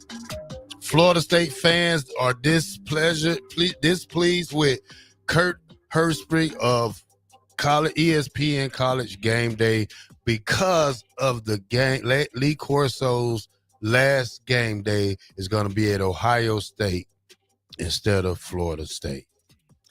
Yeah, that's fair. I mean, obviously the Sunshine Scooter, as he's known there in that press play, is played at Florida State. So I get why it would have been nice to kind of send him out there. But I mean, it's a that they go to the best game of the week. So, I mean, in Ohio State, or excuse me, Alabama and Florida State in other years would represent that, but that's not necessarily. That's a great match. I'm definitely going to be interested in what goes on there. Not quite Ohio State, Texas. Yeah, I mean, but if you was gonna dedicate something to Lee Corso, I would think you would probably want to do it at FSU.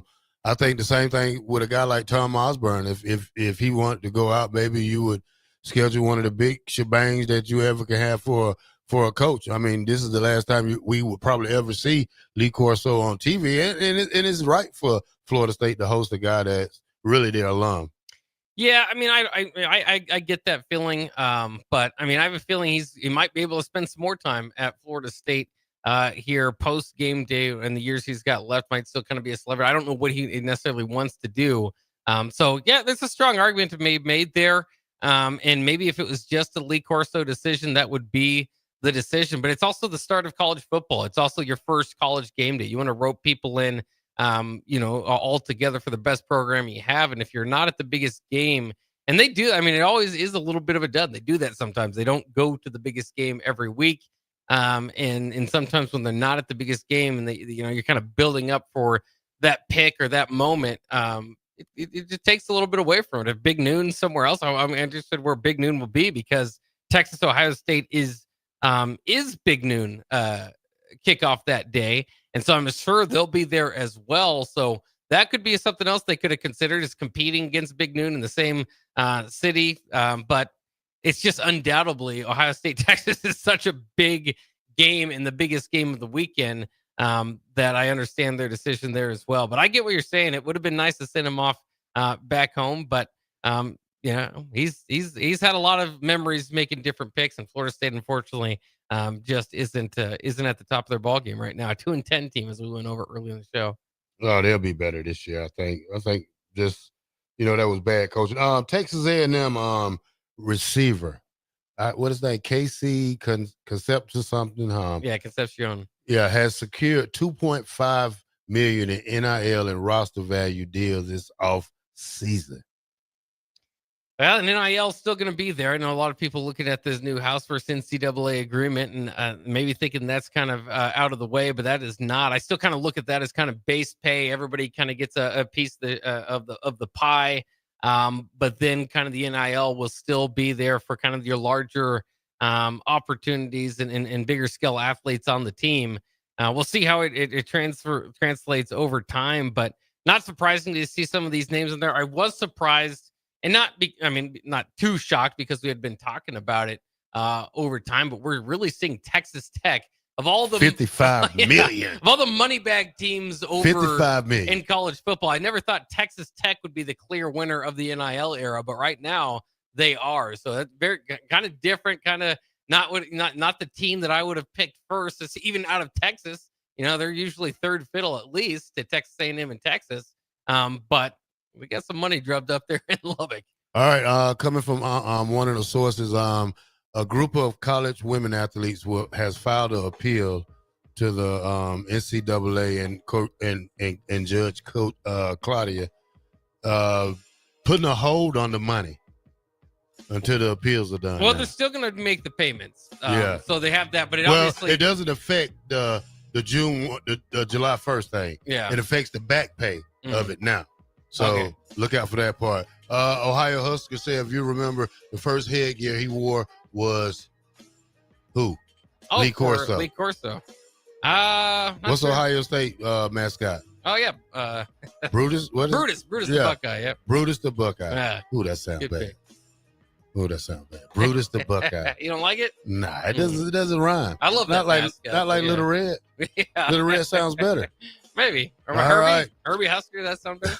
Nah, Little Red. Yeah, I'm a Little Red guy. Little Red. All right, thank you for listening to Bach in the Black Shirt here on 93.7 The Ticket. We are out. We will see you tomorrow.